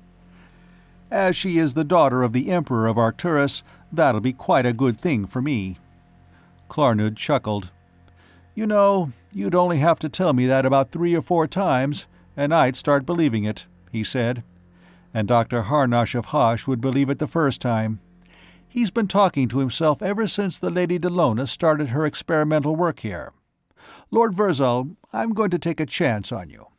The Lady Delona is still carnate, or was 4 days ago, and the same for Durzid. They both went into hiding after the discarnation feast of Garnan of Roxor, to escape the enmity of the Statisticalists. 2 days after they disappeared, Durzid called Assassin's Hall and reported this, but told us nothing more. I suppose, in about 3 or 4 days, I could re-establish contact with him. We want the public to think that the Statisticalists made away with the Lady Delona, at least until the election's over." Verkenval nodded. "I was pretty sure that was the situation," he said. "It may well be that they will get in touch with me.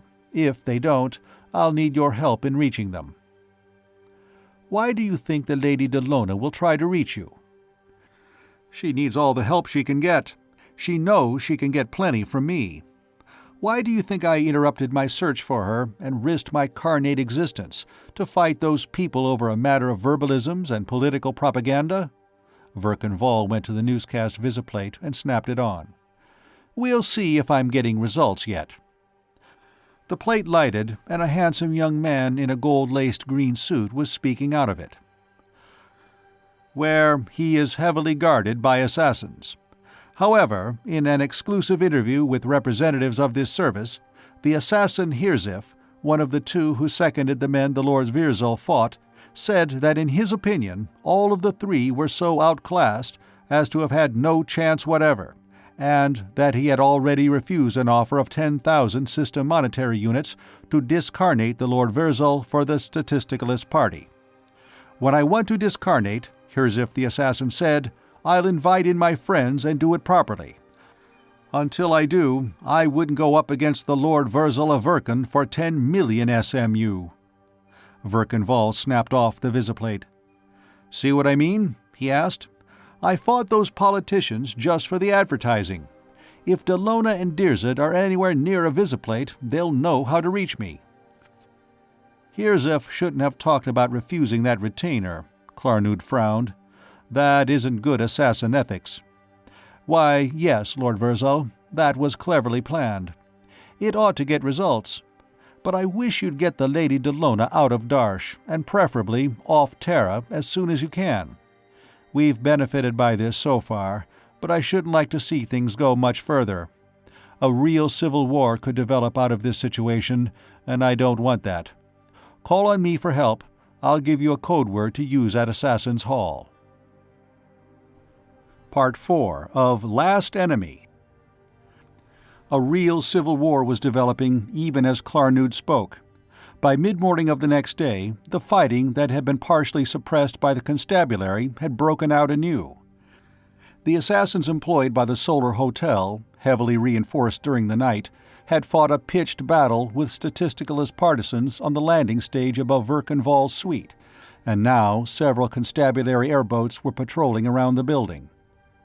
The rule on constabulary interference seemed to be that, while individuals had an unquestionable right to shoot out their differences among themselves, any fighting likely to endanger non-participants was taboo. Just how successful in enforcing this rule the constabulary were was open to some doubt. Ever since arising, Verkenval had heard the crash of small arms and the hammering of automatic weapons in other parts of the towering city unit. There hadn't been a civil war on the Acorn-Neb sector for over 5 centuries, he knew, but then Hadron Dalla, Doctor of Psychic Science and intertemporal trouble carrier extraordinary, had only been on this sector for a little under a year. If anything, he was surprised that the explosion had taken so long to occur. One of the servants furnished to him by the hotel management approached him in the drawing room, holding a 4-inch square wafer of white plastic. "Lord Virzal, there's a masked assassin in the hallway who brought this under assassin's truce," he said. Verkenval took the wafer and pared off 3 of the 4 edges, which showed black where they had been fused. Unfolding it, he found, as he had expected, that the pyrographed message within was in the alphabet and language of the first Paratime level. "Val, darling, am I glad you got here. This time I really am in the middle, but good. The assassin, Dirzed, who brings this, is in my service. You can trust him implicitly. He's about the only person in Darsh you can trust. He'll bring you to where I am. Dalla. P.S. I hope you're not still angry about that musician. I told you at the time that he was just helping me with an experiment in telepathy. D." Verkenval grinned at the postscript. That had been 20 years ago, when he'd been 80, and she'd been 70. He supposed she'd expect him to take up his old relationship with her again. It probably wouldn't last any longer than it had the other time. He recalled a 4th-level proverb about the leopard and his spots. It certainly wouldn't be boring, though. "Tell the assassin to come in," he directed. Then he tossed the message down on a table. Outside of himself, nobody in Darsh could read it but the woman who had sent it. If, as he thought highly probable, the statisticalists had spies among the hotel staff, it might serve to reduce some cryptanalyst to gibbering insanity. The assassin entered, drawing off a cowl-like mask. He was the man whose arm Dalla had been holding in the visiplate picture. Verkenval even recognized the extremely ornate pistol and knife on his belt. "Dirzed the Assassin," he named himself. "If you wish, we can visiphone Assassin's Hall for verification of my identity. Lord Virzal of Verken, and my assassins, Marnik and Orlirzon." They all hooked fingers and clapped shoulders with the newcomer. "That won't be needed," Verkenval told Dirzed. "I know you from seeing you with the Lady Delona on the visiplate. You're Dirzed, her faithful assassin." Dirzed's face, normally the color of a good walnut gunstock, turned almost black. He used shockingly bad language. "And that's why I have to wear this abomination," he finished, displaying the mask. "The Lady Delona and I can't show our faces anywhere. If we did, every statisticalist and his 6-year-old brat would know us, and we'd be fighting off an army of them in 5 minutes. Where's the Lady Delona now?" "In hiding, Lord Virzal, at a private dwelling dome in the forest. She's most anxious to see you. I'm to take you to her, and I would strongly advise that you bring your assassins along. There are people at this dome, and they are not personally loyal to the Lady Delona. I've no reason to suspect them of secret enmity, but their friendship is based entirely on political expediency." And political expediency is subject to change without notice, Verkenval finished for him. Have you an airboat? On the landing stage below. Shall we go now, Lord Virzal? Yes. Verkenval made a two-handed gesture to his assassins, as though gripping a submachine gun. They nodded, went into another room, and returned carrying light automatic weapons in their hands and pouches of spare drums slung over their shoulders. And may I suggest, Dirzed, that one of my assassins drives the airboat? I want you on the back seat with me, to explain the situation as we go. Dirzed's teeth flashed white against his brown skin as he gave Verkenval a quick smile. By all means, Lord Virzal. I would much rather be distrusted than to find that my client's friends were not discreet. There were a couple of hotel assassins guarding Dirzed's airboat on the landing stage. Marnik climbed in under the controls, with O'Learson beside him. Verkenval and Dirzed entered the rear seat. Dirzed gave Marnik the coordinate reference for their destination. "Now, what sort of a place is this where we're going?" Verkenval asked. "And who's there whom we may or may not trust?" "Well, it's a dome house belonging to the family of Starpha. They own a 5-mile radius around it, oak and beech forest and underbrush, stocked with deer and boar. A hunting lodge. Prince Girzon of Starpha, Lord Girzon of Roxor, and a few other top-level volitionalists know that the Lady Delona's hiding there. They're keeping her out of sight till after the election, for propaganda purposes.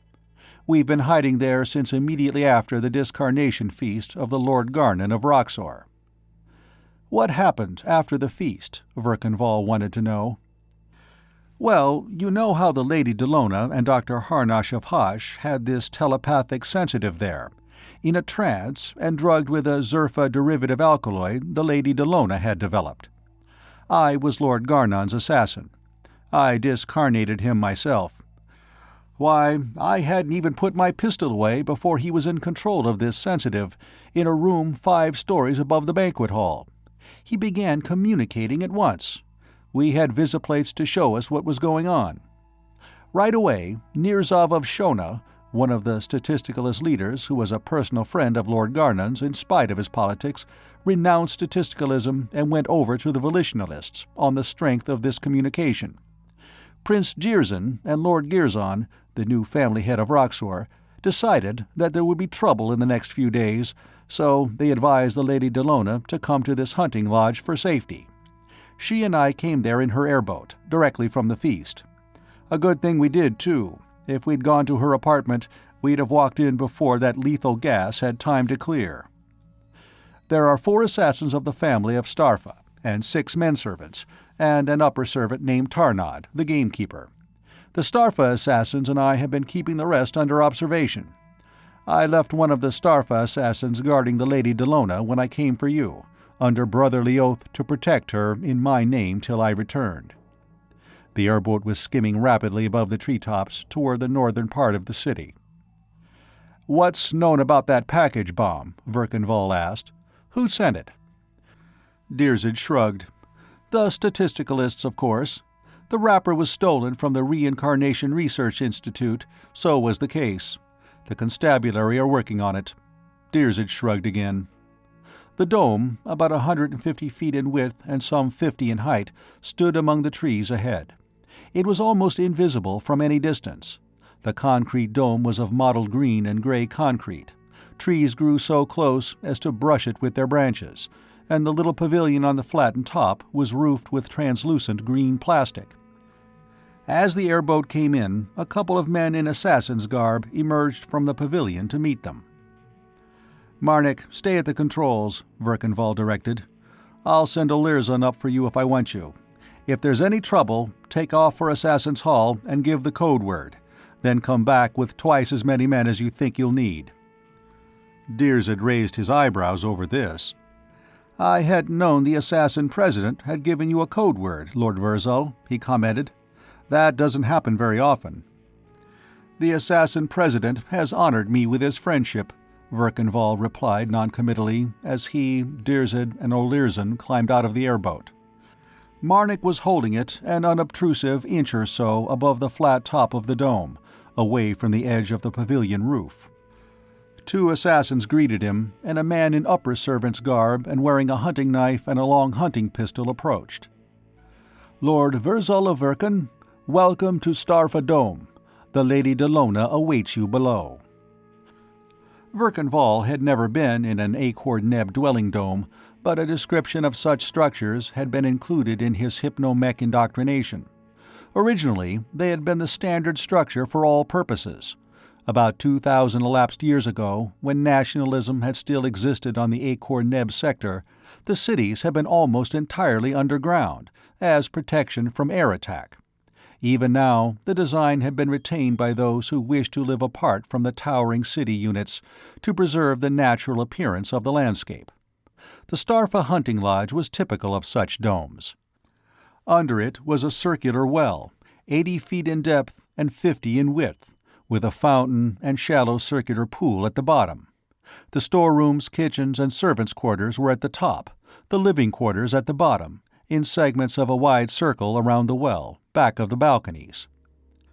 Tarzad, the gamekeeper, Dirzed performed the introductions, and Irarno and Kirzal, assassins. Verkan hooked fingers and clapped shoulders with them. Tarnod accompanied them to the lifter tubes, 2% positive gravitation for descent and 2% negative for ascent, and they all floated down the former, like air-filled balloons, to the bottom level. "The Lady Delona is in the gun room," Tarnod informed Verkan, making as though to guide him. "Thanks, Tarnod, we know the way," Dirzad told him shortly, turning his back on the upper servant and walking toward a closed door on the other side of the fountain. Verkan and Olirzon followed. For a moment, Tarnod stood looking after them. Then he followed the other 2 assassins into the ascent tube. "I don't relish that fellow," Dirzad explained. "The family of Starfa use him for work they couldn't hire an assassin to do at any price. I've been here often, when I was with the Lord Garnan. I've always thought he had something on Prince Jirzan." He knocked sharply on the closed door with the butt of his pistol. In a moment it slid open, and a young assassin with a narrow mustache and a tuft of chin beard looked out. "Ah, Dirzed." He stepped outside. "The Lady Delona is within. I return her to your care." Verkan entered, followed by Dirzed and Olirzon. The big room was fitted with reclining chairs and couches and low tables. Its walls were hung with the heads of deer and boar and wolves, and with racks holding rifles and hunting pistols and fowling pieces. It was filled with a soft glow of indirect cold light. At the far side of the room, a young woman was seated at a desk, speaking softly into a sound transcriber. As they entered, she snapped it off and rose. Hedron Dalla wore the same costume Verkan had seen on the visiplate. He recognized her instantly. It took her a second or two to perceive Verkan under the brown skin and black hair of the Lord Virzal of Verkan. Then her face lighted with a happy smile. "Why, Val!" she whooped, running across the room and tossing herself into his not particularly reluctant arms. After all, it had been 20 years. "I didn't know you at first." "You mean in these clothes?" he asked, seeing that she had forgotten, for the moment, the presence of the 2 assassins.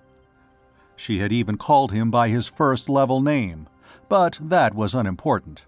The Acorn-Neb affectionate diminutive was formed by omitting the ears or arn. "Well, they're not exactly what I generally wear on the plantation." He kissed her again, then turned to his companions. "Your pardon, gentlemen assassins, it's been something over a year since we've seen each other." Olirzon was smiling at the affectionate reunion. Dirzed wore a look of amused resignation, as though he might have expected something like this to happen. Verkan and Dalla sat down on a couch near the desk. "That was really sweet of you, Val, fighting those men for talking about me," she began. "You took an awful chance, though. But if you hadn't, I'd never have known you were in Darsh." Oh, that's why you did it, wasn't it?" "Well, I had to do something. Everybody either didn't know or weren't saying where you were. I assumed, from the circumstances, that you were hiding somewhere. Tell me, Dalla, do you really have scientific proof of reincarnation? I mean, as an established fact? Oh yes. These people on this sector have had that for over 10 centuries. They have hypnotic techniques for getting back into a part of the subconscious mind that we've never been able to reach. And after I found out how they did it, I was able to adapt some of our hypno-epistemological techniques to it, and— All right, that's what I wanted to know, he cut her off. We're getting out of here, right away. But where? Gamma, in an airboat I have outside, and then back to the first level. Unless there's a paratime transposition conveyor somewhere nearer. But why, Val? I'm not ready to go back. I have a lot of work to do here yet. They're getting ready to set up a series of control experiments at the Institute, and then I'm in the middle of an experiment, a 200-subject memory recall experiment. See, I distributed 200 sets of equipment for my new technique, injection ampules of this Zerfa derivative drug, and sound records of the hypnotic suggestion formula, which can be played on an ordinary reproducer. It's just a crude variant of our hypnomech process, except that instead of implanting information in the subconscious mind to be brought at will to the level of consciousness, it works the other way, and draws into conscious knowledge information already in the subconscious mind. The way these people have always done has been to put the subject in an hypnotic trance and then record verbal statements made in the trance state. When the subject comes out of the trance, the record is all there is, because the memories of past reincarnations have never been in the conscious mind. But with my process, the subject can consciously remember everything about his last reincarnation, and as many reincarnations before that as he wishes to. I haven't heard from any of the people who received these auto-recall kits, and I really must— Dalla, I don't want to have to pull Paratime Police Authority on you, but so help me, if you don't come back voluntarily with me, I will. Security of the secret of Paratime transposition. Oh, my eye! Dalla exclaimed. Don't give me that, Val. Look, Dalla, suppose you get discarnated here, Verkenval said. You say reincarnation is a scientific fact. Well, you'd reincarnate on this sector, and then you take a memory recall under hypnosis. And when you did, the Paratime secret wouldn't be a secret anymore. Oh! Dalla's hand went to her mouth in consternation. Like every paratimer, she was conditioned to shrink with all her being from the mere thought of revealing to any outtime dweller the secret ability of her race to pass to other timelines, or even the existence of alternate lines of probability. And if I took one of the old-fashioned trance recalls, I'd blat out everything. I wouldn't be able to keep a thing back. And I even know the principles of transposition. She looked at him, aghast. When I get back, I'm going to put a recommendation through department channels that this whole sector be declared out of bounds for all paratime transposition, until you people at Rogom Foundation work out the problem of discarnate return to the first level, he told her. Now, have you any notes or anything you want to take back with you? She rose. Yes, just what's on the desk. Find me something to put the tape spools and notebooks in while I'm getting them in order. He secured a large game bag from under a rack of fowling pieces and held it while she sorted the material rapidly, stuffing spools of record tape and notebooks into it. They had barely begun when the door slid open and O'Learson, who had gone outside, sprang into the room, his pistol drawn, swearing vilely. "They've double-crossed us," he cried. "The servants of Starpha have turned on us." He holstered his pistol and snatched up his submachine gun, taking cover behind the edge of the door and letting go with a burst in the direction of the lifter tubes. "Got that one," he grunted. "What happened, O'Learson?" Verkenval asked, dropping the game bag on the table and hurrying across the room. "I went up to see how Marnik was making out. As I came out of the lifter tube, one of the obscenities took a shot at me with a hunting pistol. He missed me. I didn't miss him. Then a couple more of them were coming up with fowling pieces. I shot one of them before they could fire, and jumped into the descent tube and came down heels over ears. I don't know what's happened to Marnik. He fired another burst and swore. Missed him. "Assassin's truce! Assassin's truce!" a voice howled out of the descent tube. "Hold your fire! We want to parley!" "Who is it?" Durzid shouted over Olirzan's shoulder. "You Sarnax? Come on out. We won't shoot." The young assassin with the mustache and chin beard emerged from the descent tube, his weapon sheathed and his clasped hands extended in front of him in a peculiarly ecclesiastical-looking manner. Durzid and Olirzan stepped out of the gunroom, followed by Verkan Vall and Hadron Della. Olirzan had left his submachine gun behind. They met the other assassin by the rim of the fountain pool. "Lady Delona of Hadron," the Starpha assassin began, "I and my colleagues, in the employ of the family of Starpha, have received orders from our clients to withdraw our protection from you and to discarnate you and all with you who undertake to protect or support you." That much sounded like a recitation of some established formula. Then his voice became more conversational.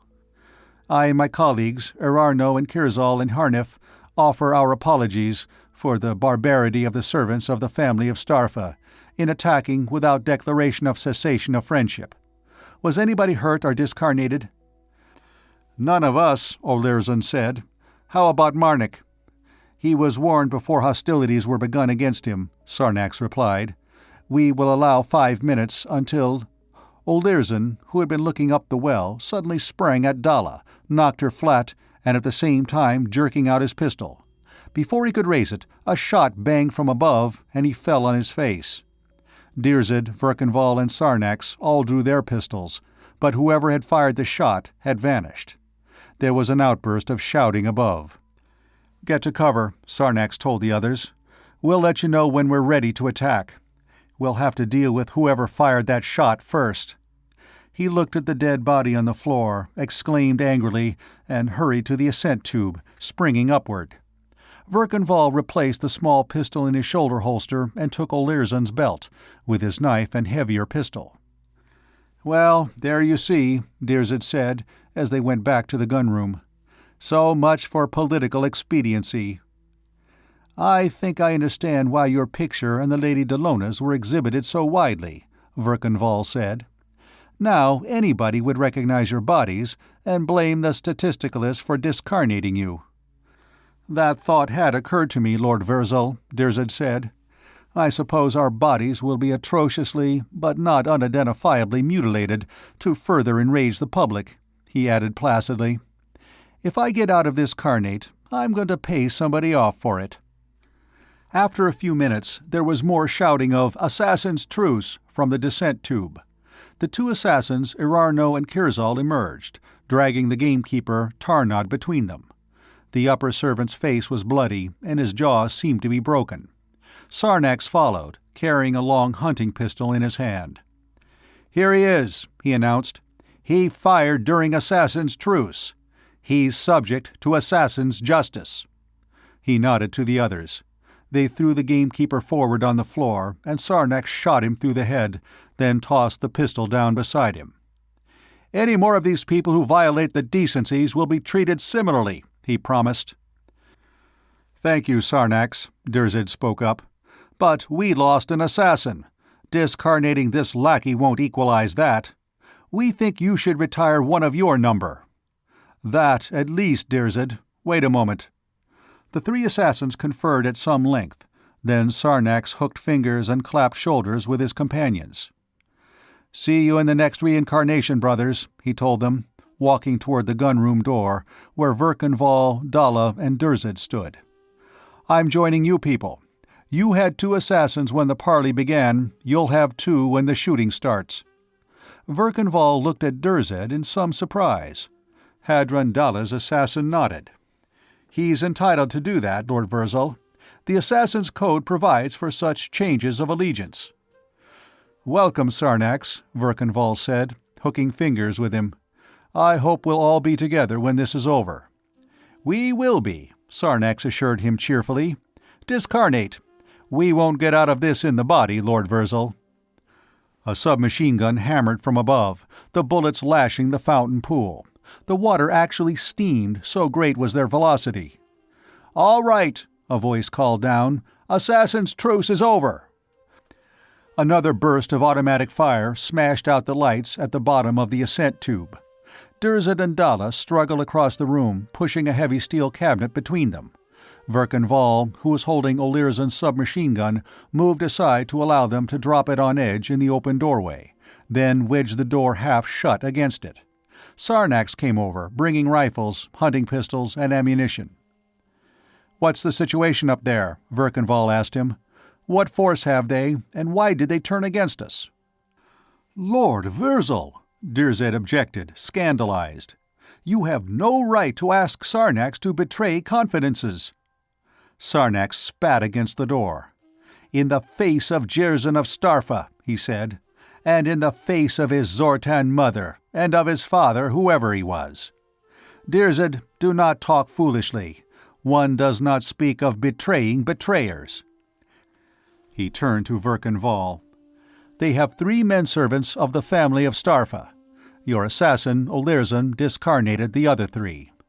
There is one of Prince Jerzan's poor relations, named Girzad. There are 3 other men, volitionalist precinct workers, who came with Girzad, and 4 assassins, the 3 who were here, and 1 who came with Girzad. 11 against the 3 of us." "The 4 of us, Sarnax," Dalla corrected. She had buckled on a hunting pistol and had a light deer rifle under her arm. Something moved at the bottom of the descent tube. Verkenval gave it a short burst, though it was probably only a dummy, dropped to draw fire. "The 4 of us, Lady Delona," Sarnax agreed.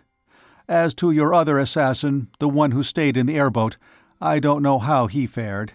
You see, about 20 minutes ago, this Girzad arrived in an airboat, with an assassin and these 3 volitionalist workers. Erarno and I were at the top of the dome when he came in. He told us that he had orders from Prince Jerzan to discarnate the Lady Delona and Dirzed at once." "Tarnod, the gamekeeper," Sarnax spat ceremoniously against the door again, "told him you were here, and that Marnik was one of your men. He was going to shoot Marnik at once, but Erarno and I and his assassin stopped him. We warned Marnik about the change in the situation, according to the code, expecting Marnik to go down here and join you. Instead, he lifted the airboat, zoomed over Girzad's boat, and let go a rocket blast, setting Girzad's boat on fire. Well, that was a hostile act, so we all fired after him. We must have hit something, because the boat went down, trailing smoke, about 10 miles away. Girzad got another airboat out of the hangar, and he and his assassin started after your man. About that time, your assassin, Olirzon, happy reincarnation to him, came up, and the Starpha servants fired at him, and he fired back and discarnated 2 of them, and then jumped down the descent tube. One of the servants jumped after him. I found his body at the bottom when I came down to warn you formally. You know what happened after that." "But why did Prince Jerzan order our discarnation?" Dalla wanted to know. "Was it to blame the statisticalists with it?" Sarnax, about to answer, broke off suddenly and began firing at the opening of the ascent tube with a hunting pistol. "I got him," he said in a pleased tone. "That was Erarno. He was always playing tricks with the tubes, climbing down against negative gravity and up against positive gravity. His body will float up to the top. Why, Lady Delona, that was only part of it. You didn't hear about the big scandal on the newscast then?" "We didn't have it on. What scandal?" Sarnax laughed. "Oh, the very father and family head of all scandals. You ought to know about it, because you started it. That's why Prince Jerzan wants you out of the body. You devised a process by which people could give themselves memory recalls of previous reincarnations, didn't you? And distributed apparatus to do it with? And gave one set to young Tarnov, the son of Lord Tirzov of Fastor?" Dalla nodded. Sarnax continued. "Well, last evening, Tarnox of Fastor used his recall outfit, and what do you think? It seems that 30 years ago, in his last reincarnation, he was Jerzad of Starpha, Jerzan's older brother. Girzid was betrothed to the Lady Anitra of Zabna. Well, his younger brother was carrying on a clandestine affair with the Lady Anitra, and he also wanted the title of Prince and Family Head of Starpha. So he bribed this fellow Tarnod, whom I had the pleasure of discarnating, and who was an underservant here at the hunting lodge. Between them, they shot Girzid during a boar hunt. An accident, of course. So Girzid married the Lady Anitra, and when old Prince Jarnid, his father, discarnated a year later, he succeeded to the title. And immediately Tarnod was made head gamekeeper here. What did I tell you, Lord Virzal? I knew that son of a Zortan had something on Girzid of Starpha, Dirzid exclaimed. A nice family, this of Starpha. Well, that's not the end of it, Sarnax continued. This morning, Tarn of Fastor, late Girzid of Starpha, went before the High Court of Estates and entered suit to change his name to Girzid of Starpha, and laid claim to the title of Starpha Family Head. The case has just been entered, so there's been no hearing, but there's the blazes of an argument among all the nobles about it.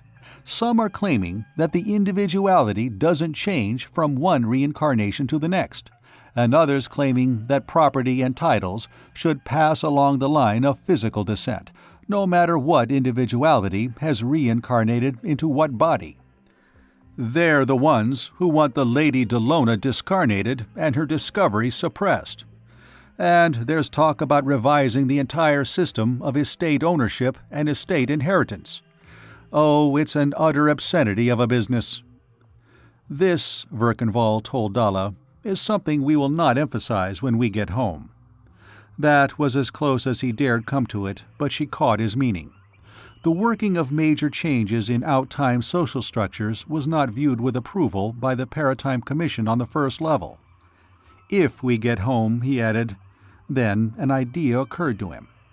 Dirzid, Sarnax, this place must have been used by the leaders of the Volitionalists for top-level conferences. Is there a secret passage anywhere? Sarnax shook his head. Not from here. There is one on the floor above, but they control it. And even if there were one down here, they would be guarding the outlet. That's what I was counting on. I'd hoped to simulate an escape that way, then make a rush up the regular tubes.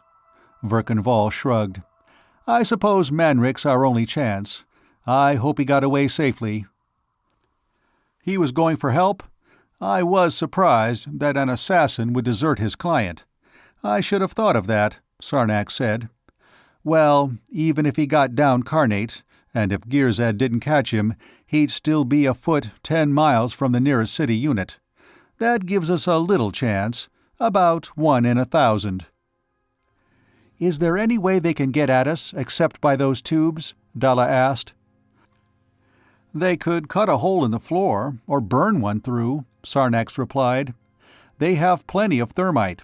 They could detonate a charge of explosives over our heads, or clear out of the dome and drop one down the well. They could use lethal gas or radio dust, but their assassins wouldn't permit such illegal methods. Or they could shoot sleep gas down at us and then come down and cut our throats at their leisure.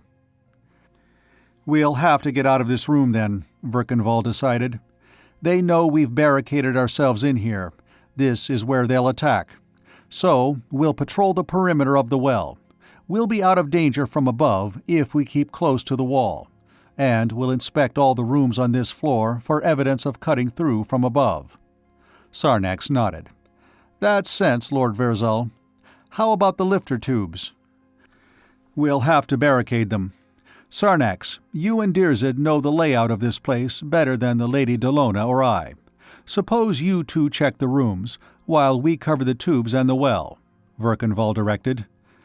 Come on, now. Part 5 of Last Enemy. They pushed the door wide open and went out past the cabinet. Hugging the wall, they began a slow circuit of the well, Verkenval in the lead with the submachine gun, then Sarnax and Dirzid, the former with a heavy bore rifle and the latter with a hunting pistol in each hand, and Hadron Dalla brought up the rear with her rifle. It was she who noticed a movement along the rim of the balcony above and snapped a shot at it. There was a crash above, and a shower of glass and plastic and metal fragments rattled on the pavement of the court. Somebody had been trying to lower a scanner or a visiplate pickup, or something of the sort. The exact nature of the instrument was not evident from the wreckage Dalla's bullet had made of it. The rooms Dirzed and Sarnax entered were all quiet. Nobody seemed to be attempting to cut through the ceiling, 15 feet above. They dragged furniture from a couple of rooms, blocking the openings of the lifter tubes, and continued around the well until they had reached the gun room again. Dirzed suggested that they move some of the weapons and ammunition stored there to Prince Jirzyn's private apartment, halfway around to the lifter tubes, so that another place of refuge would be stocked with munitions in event of their being driven from the gun room. Leaving him on guard outside, Verkanvall, Dalla, and Sarnax entered the gun room and began gathering weapons and boxes of ammunition. Dalla finished packing her game bag with the recorded data and notes of her experiments. Verkanvall selected 4 more of the heavy hunting pistols, more accurate than his shoulder holster weapon or the dead Olirzan's belt arm, and capable of either full or semi-automatic fire.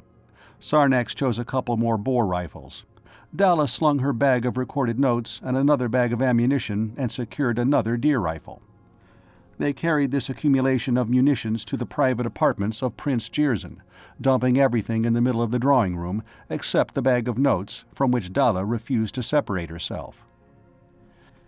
"Maybe we'd better put some stuff over in one of the rooms on the other side of the well," Dirzed suggested. "They haven't really begun to come after us. When they do, we'll probably be attacked from 2 or 3 directions at once." They returned to the gun room, casting anxious glances at the edge of the balcony above and at the barricade they had erected across the openings to the lifter tubes. Verkanvall was not satisfied with this last. It looked to him as though they had provided a breastwork for somebody to fire on them from, more than anything else. He was about to step around the cabinet, which partially blocked the gun-room door, when he glanced up and saw a 6-foot circle on the ceiling turning slowly brown. There was a smell of scorched plastic. He grabbed Sarnax by the arm and pointed. "Thermite," the assassin whispered. "The ceiling's got 6 inches of spaceship insulation between it and the floor above. It'll take them a few minutes to burn through it." He stooped and pushed on the barricade, shoving it into the room. "Keep back. They'll probably drop a grenade or so through first, before they jump down. If we're quick, we can get a couple of them." Dirzed and Sarnax crouched, one at either side of the door, with weapons ready. Verkanvall and Dalla had been ordered, rather peremptorily, to stay behind them. In a place of danger, an assassin was obliged to shield his client. Verkanvall, unable to see what was going on inside the room, kept his eyes and his gun muzzle on the barricade across the openings to the lifter tubes, the erection of which he was now regretting as a major tactical error. Inside the gunroom there was a sudden crash, as the circle of thermite burned through and a section of ceiling dropped out and hit the floor. Instantly, Dirzed flung himself back against Verkanvall, and there was a tremendous explosion inside, followed by another and another. A second or so passed, then Dirzed, leaning around the corner of the door, began firing rapidly into the room. From the other side of the door, Sarnax began blazing away with his rifle. Verkanvall kept his position, covering the lifter tubes. Suddenly, from behind the barricade, a blue-white gun flash leaped into being, and a pistol banged. He sprayed the opening between a couch and a section of bookcase from whence it had come, releasing his trigger as the gun rose with the recoil, squeezing and releasing and squeezing again. Then he jumped to his feet. "Come on, the other place, hurry," he ordered. Sarnax swore in exasperation. "Help me with her, Dirzed," he implored. Verkanvall turned his head to see the 2 assassins drag Dalla to her feet and hustle her away from the gunroom. She was quite senseless, and they had to drag her between them. Verkanvall gave a quick glance into the gunroom. 2 of the Starpha servants and a man in a rather flashy civil dress were lying on the floor, where they had been shot as they had jumped down from above. He saw a movement at the edge of the irregular, smoking hole in the ceiling and gave it a short burst, then fired another at the exit from the descent tube. Then he took to his heels and followed the assassins and Hadron Dalla into Prince Jirzyn's apartment. As he ran through the open door, the assassins were letting Dalla down into a chair. They instantly threw themselves into the work of barricading the doorway so as to provide cover and at the same time allow them to fire out into the central well. For an instant, as he bent over her, he thought Dalla had been killed, an assumption justified by his knowledge of the deadliness of Acord-Neb bullets. Then he saw her eyelids flicker. A moment later, he had the explanation of her escape. The bullet had hit the game bag at her side. It was full of spools of metal tape in metal cases, and notes in written form, pyrographed upon sheets of plastic ring fastened into metal binders. Because of their extreme velocity, Acord-Neb bullets were sure killers when they struck animal tissue, but for the same reason, they had very poor penetration on hard objects. The alloy steel tape and the steel spools and spool cases and the notebook binders had been enough to shatter the little bullets into splinters of magnesium nickel alloy, and the stout leather back of the game bag had stopped all of these. But the impact, even distributed as it had been through the contents of the bag, had been enough to knock the girl unconscious. He found a bottle of some sort of brandy and a glass on a serving table nearby and poured her a drink, holding it to her lips. She spluttered over the first mouthful, then took the glass from him and sipped the rest. "What happened?" she asked. "I thought those bullets were sure death." "Your notes. The bullet hit the bag. Are you all right now?" She finished the brandy. "I think so." She put a hand into the game bag and brought out a snarled and tangled mess of steel tape. "Oh, blast! That stuff was important. All the records on the preliminary auto-recall experiments." She shrugged. "Well, it wouldn't have been worth much if I'd stopped that bullet myself." She slipped the strap over her shoulder and started to rise. As she did, a bedlam of firing broke out, both from the two assassins at the door and from outside. They both hit the floor and crawled out of line of the partly open door. Verkanvall recovered his submachine gun, which he had set down beside Dalla's chair. Sarnax was firing with his rifle at some target in the direction of the lifter tubes. Dirzed lay slumped over the barricade, and one glance at his crumpled figure was enough to tell Verkanvall that he was dead. "You fill magazines for us," he told Dalla, then crawled to Dirzed's place at the door. "What happened, Sarnax?"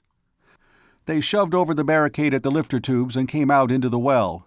I got a couple, they got Dirzed, and now they're holed up in rooms all around the circle. They— Ah!" He fired 3 shots, quickly around the edge of the door. "That stopped that." The assassin crouched to insert a fresh magazine into his rifle. Verkanvall risked one eye around the corner of the doorway, and as he did, there was a red flash and a dull roar, unlike the blue flashes and sharp cracking reports of the pistols and rifles, from the doorway of the gunroom. He wondered for a split second if it might be one of the fowling pieces he had seen there, and then something whizzed past his head and exploded with a soft plop behind him. Turning, he saw a pool of gray vapor beginning to spread in the middle of the room.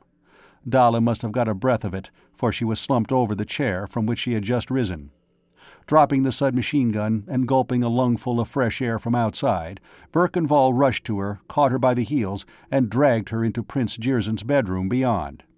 Leaving her in the middle of the floor, he took another deep breath and returned to the drawing room, where Sarnax was already overcome by the sleep gas. He saw the serving table from which he got the brandy and dragged it over to the bedroom door, overturning it and laying it across the doorway, its legs in the air. Like most Acord-Neb serving tables, it had a gravitation counteraction unit under it. He set this for double minus gravitation and snapped it on. As it was now above the inverted table, the table did not rise, but a tendril of sleep gas curling toward it bent upward and drifted away from the doorway. Satisfied that he had made a temporary barrier against the sleep gas, Verkanvall secured Dalla's hunting pistol and spare magazines and laid down at the bedroom door. For some time there was silence outside. The besiegers evidently decided that the sleep gas attack had been a success. An assassin, wearing a gas mask and carrying a submachine gun, appeared in the doorway, and behind him came a tall man in a tan tunic, similarly masked. They stepped into the room and looked around. Knowing that he would be shooting over a 200% negative gravitation field, Verkanvall aimed for the assassin's belt buckle and squeezed. The bullet caught him in the throat. Evidently, the bullet had not only been lifted in the negative gravitation, but lifted point first and deflected upward. He held his front sight just above the other man's knee and hit him in the chest. As he fired, he saw a wisp of gas come sliding around the edge of the inverted table. There was silence outside, and for an instant he was tempted to abandon his post and go to the bathroom, back of the bedroom, for wet towels to improvise a mask. Then, when he tried to crawl backward, he could not. There was an impression of distant shouting which turned into a roaring sound in his head. He tried to lift his pistol, but it slipped from his fingers. When consciousness returned, he was lying on his back, and something cold and rubbery was pressing into his face. He raised his arms to fight off whatever it was, and opened his eyes, to find that he was staring directly at the red oval and winged bullet of the Society of Assassins. A hand caught his wrist as he reached for the small pistol under his arm. The pressure on his face eased. "It's all right, Lord Virzal," a voice came to him. "Assassin's truce." He nodded stupidly and repeated the words. "Assassin's truce. I won't shoot. What happened?" Then he sat up and looked around. Prince Jirzyn's bedchamber was full of assassins. Dalla, recovering from her touch of sleep gas, was sitting groggily in a chair, while 5 or 6 of them fussed around her, getting in each other's way, handing her drinks, chafing her wrists, holding damp cloths on her brow. That was standard procedure when any group of males thought Dalla needed any help. Another assassin, beside the bed, was putting away an oxygen mask outfit, and the assassin who had prevented Verkanvall from drawing his pistol was his own follower, Marnik. And Klarnood, the assassin-president, was sitting on the foot of the bed, smoking one of Prince Jirzyn's monogrammed and crested cigarettes critically. Verkanvall looked at Marnik, and then at Klarnood, and back to Marnik. "You got through," he said. "Good work, Marnik. I thought they downed you." "They did. I had to crash land in the woods. I went about a mile on foot, and then I found a man and a woman and 2 children, hiding in one of these little log rain shelters. They had an airboat, a good one. It seemed that rioting had broken out in the city unit where they lived, and they'd taken to the woods till things quieted down again. I offered them Assassin's protection if they'd take me to Assassin's Hall, and they did." "By luck, I was in when Marnik arrived," Klarnood took over. "We brought 3 boatloads of men and came here at once. Just as we got here, 2 boatloads of Starpha dependents arrived.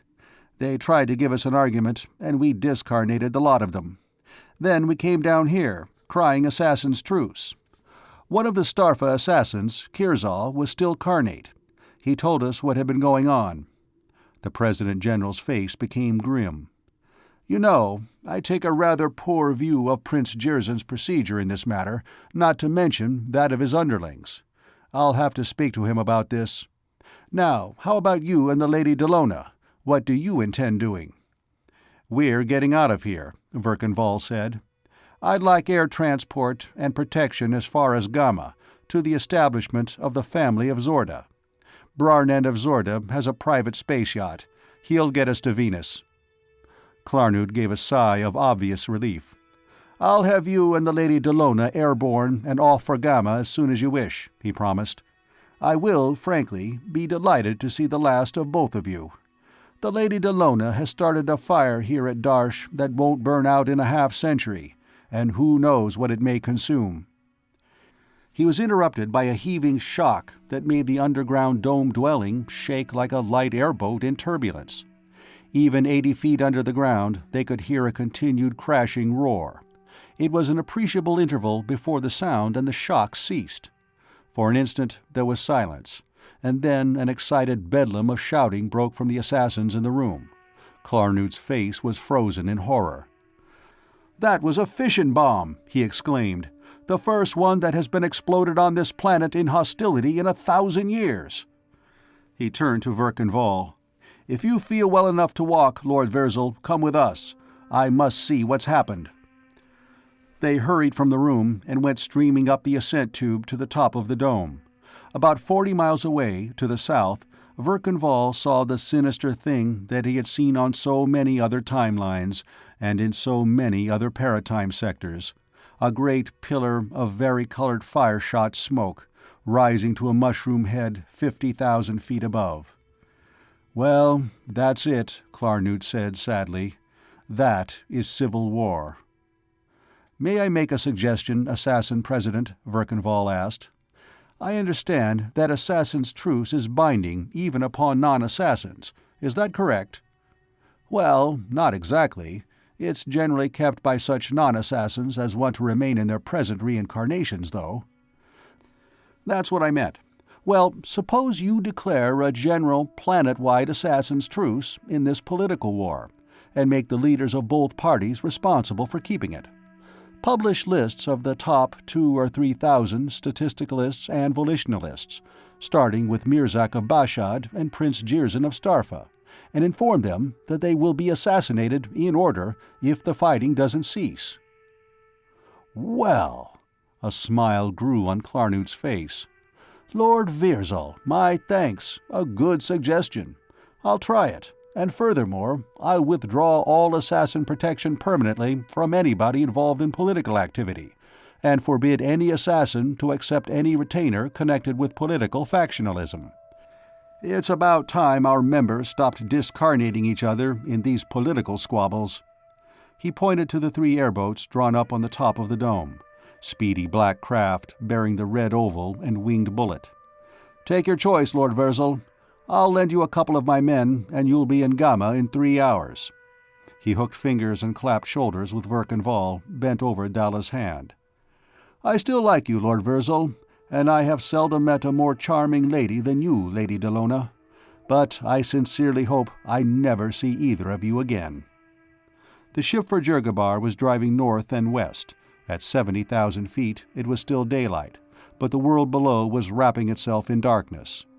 In the big visiscreens, which served in lieu of the windows which could never have withstood the pressure and friction heat of the ship's speed, the sun was sliding out of sight over the horizon to port. Verkanvall and Dalla sat together, watching the blazing western sky, the sky of their own first-level timeline. "I blame myself terribly, Val," Dalla was saying. "And I didn't mean any of them the least harm. All I was interested in was learning the facts. I know that sounds like I didn't know it was loaded, but it sounds to me like those 4th-level Europo-American sector physicists who are giving themselves guilt complexes because they designed an atomic bomb," Verkanvall replied. "All you were interested in was learning the facts. Well, as a scientist, that's all you're supposed to be interested in. You don't have to worry about any social or political implications. People have to learn to live with newly discovered facts. If they don't, they die of them." "But Val, that sounds dreadfully irresponsible." "Does it? You're worrying about the results of your reincarnation memory recall discoveries, the shootings and riotings and the bombings we saw." He touched the pommel of Alirzan's knife, which he still wore. "You're no more guilty of that than the man who forged this blade is guilty of the death of Marnak of Barshad. If he'd never lived, I'd have killed Marnak with some other knife somebody else made. And what's more, you can't know the results of your discoveries. All you can see is a thin film of events on the surface of an immediate situation, so you can't say whether the long-term results will be beneficial or calamitous. Take this 4th-level Europo-American atomic bomb, for example. I choose that because we both know that sector, but I could think of 100 other examples in other paratime areas. Those people, because of deforestation, bad agricultural methods, and general mismanagement, are eroding away their arable soil at an alarming rate. At the same time, they're breeding like rabbits. In other words, each successive generation has less and less food to divide among more and more people. And, for inherited traditional and superstitious reasons, they refuse to adopt any rational program of birth control and population limitation. But fortunately, they now have the atomic bomb, and they are developing radioactive poisons, weapons of mass effect. And their racial, nationalistic, and ideological conflicts are rapidly reaching the explosion point.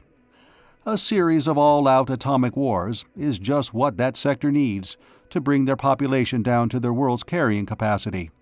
In a century or so, the inventors of the atomic bomb will be hailed as the saviors of their species." "But how about my work on the Acorn-Neb sector?" Dalla asked. "It seems that my memory recall technique is more explosive than any fission bomb. I've laid the train for a century-long reign of anarchy." "I doubt that. I think Klarnud will take hold, now that he has committed himself to it. You know, in spite of his sanguinary profession, he's the nearest thing to a real man of goodwill I've found on that sector. And here's something else you haven't considered. Our own first-level life expectancy is from 400 to 500 years. That's the main reason why we've accomplished as much as we have. We have, individually, time to accomplish things. On the Acorn-Neb sector, a scientist or artist or scholar or statesman will grow senile and die before he's as old as either of us. But now, a young student of 20 or so can take one of your auto-recall treatments and immediately have available all the knowledge and experience gained in 4 or 5 previous lives. He can start where he left off in his last reincarnation. In other words, you've made those people time-benders, individually as well as racially. Isn't that worth the temporary discarnation of a lot of ward healers and plug-uglies, or even a few decent types like Dirzed and Olirzon? If it isn't, I don't know what scales of values you're using." "Val," Dalla's eyes glowed with enthusiasm, "I never thought of that. And you said temporary discarnation. That's just what it is. Dirzed and Olirzon and the others aren't dead. They're just waiting, discarnate, between physical lives. You know, in the sacred writings of one of the fourth-level peoples it is stated, 'Death is the last enemy.' By proving that death is just a cyclic condition of continued individual existence, these people have conquered their last enemy." "Last enemy but one," Verkenval corrected. "They still have one enemy to go, an enemy within themselves. Call it semantic confusion, or illogic, or incomprehension, or just plain stupidity. Like Klarnud, stymied by verbal objections to something labeled political intervention. He'd never have consented to use the power of his society if he hadn't been shocked out of his inhibitions by that nuclear bomb. Or the statisticalists, trying to create a classless order of society through a political program which would only result in universal servitude to an omnipotent government. Or the volitionalist nobles, trying to preserve their hereditary feudal privileges, and now they can't even agree on a definition of the term hereditary. Might they not recover all the silly prejudices of their past lives, along with the knowledge and wisdom? "But I thought you said—" Dalla was puzzled, a little hurt. Verkenval's arm squeezed around her waist, and he laughed comfortingly. "You see, any sort of result is possible, good or bad. So don't blame yourself in advance for something you can't possibly estimate." An idea occurred to him, and he straightened in the seat. "Tell you what, if you people at Rogom Foundation can get the problem of discarnate paratime transposition licked by then, let's you and I go back to the Acorn-Neb sector in about 100 years and see what sort of a mess those people have made of things." 100 years. That would be year 22 of the next millennium. It's a date, Val. We'll do it. They bent to light their cigarettes together at his lighter. When they raised their heads again and got the flame glare out of their eyes, the sky was purple-black, dusted with stars, and dead ahead, spilling up over the horizon, was a golden glow, the lights of Jurgabar and home. Hey sci-fi horror fans, that concludes Last Enemy. If you enjoyed this story, make sure to give it a thumbs up. A huge shout-out goes to our official members of the channel. We appreciate you all.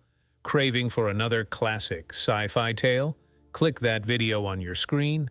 Until next time, everyone, and remember, stay cosmic.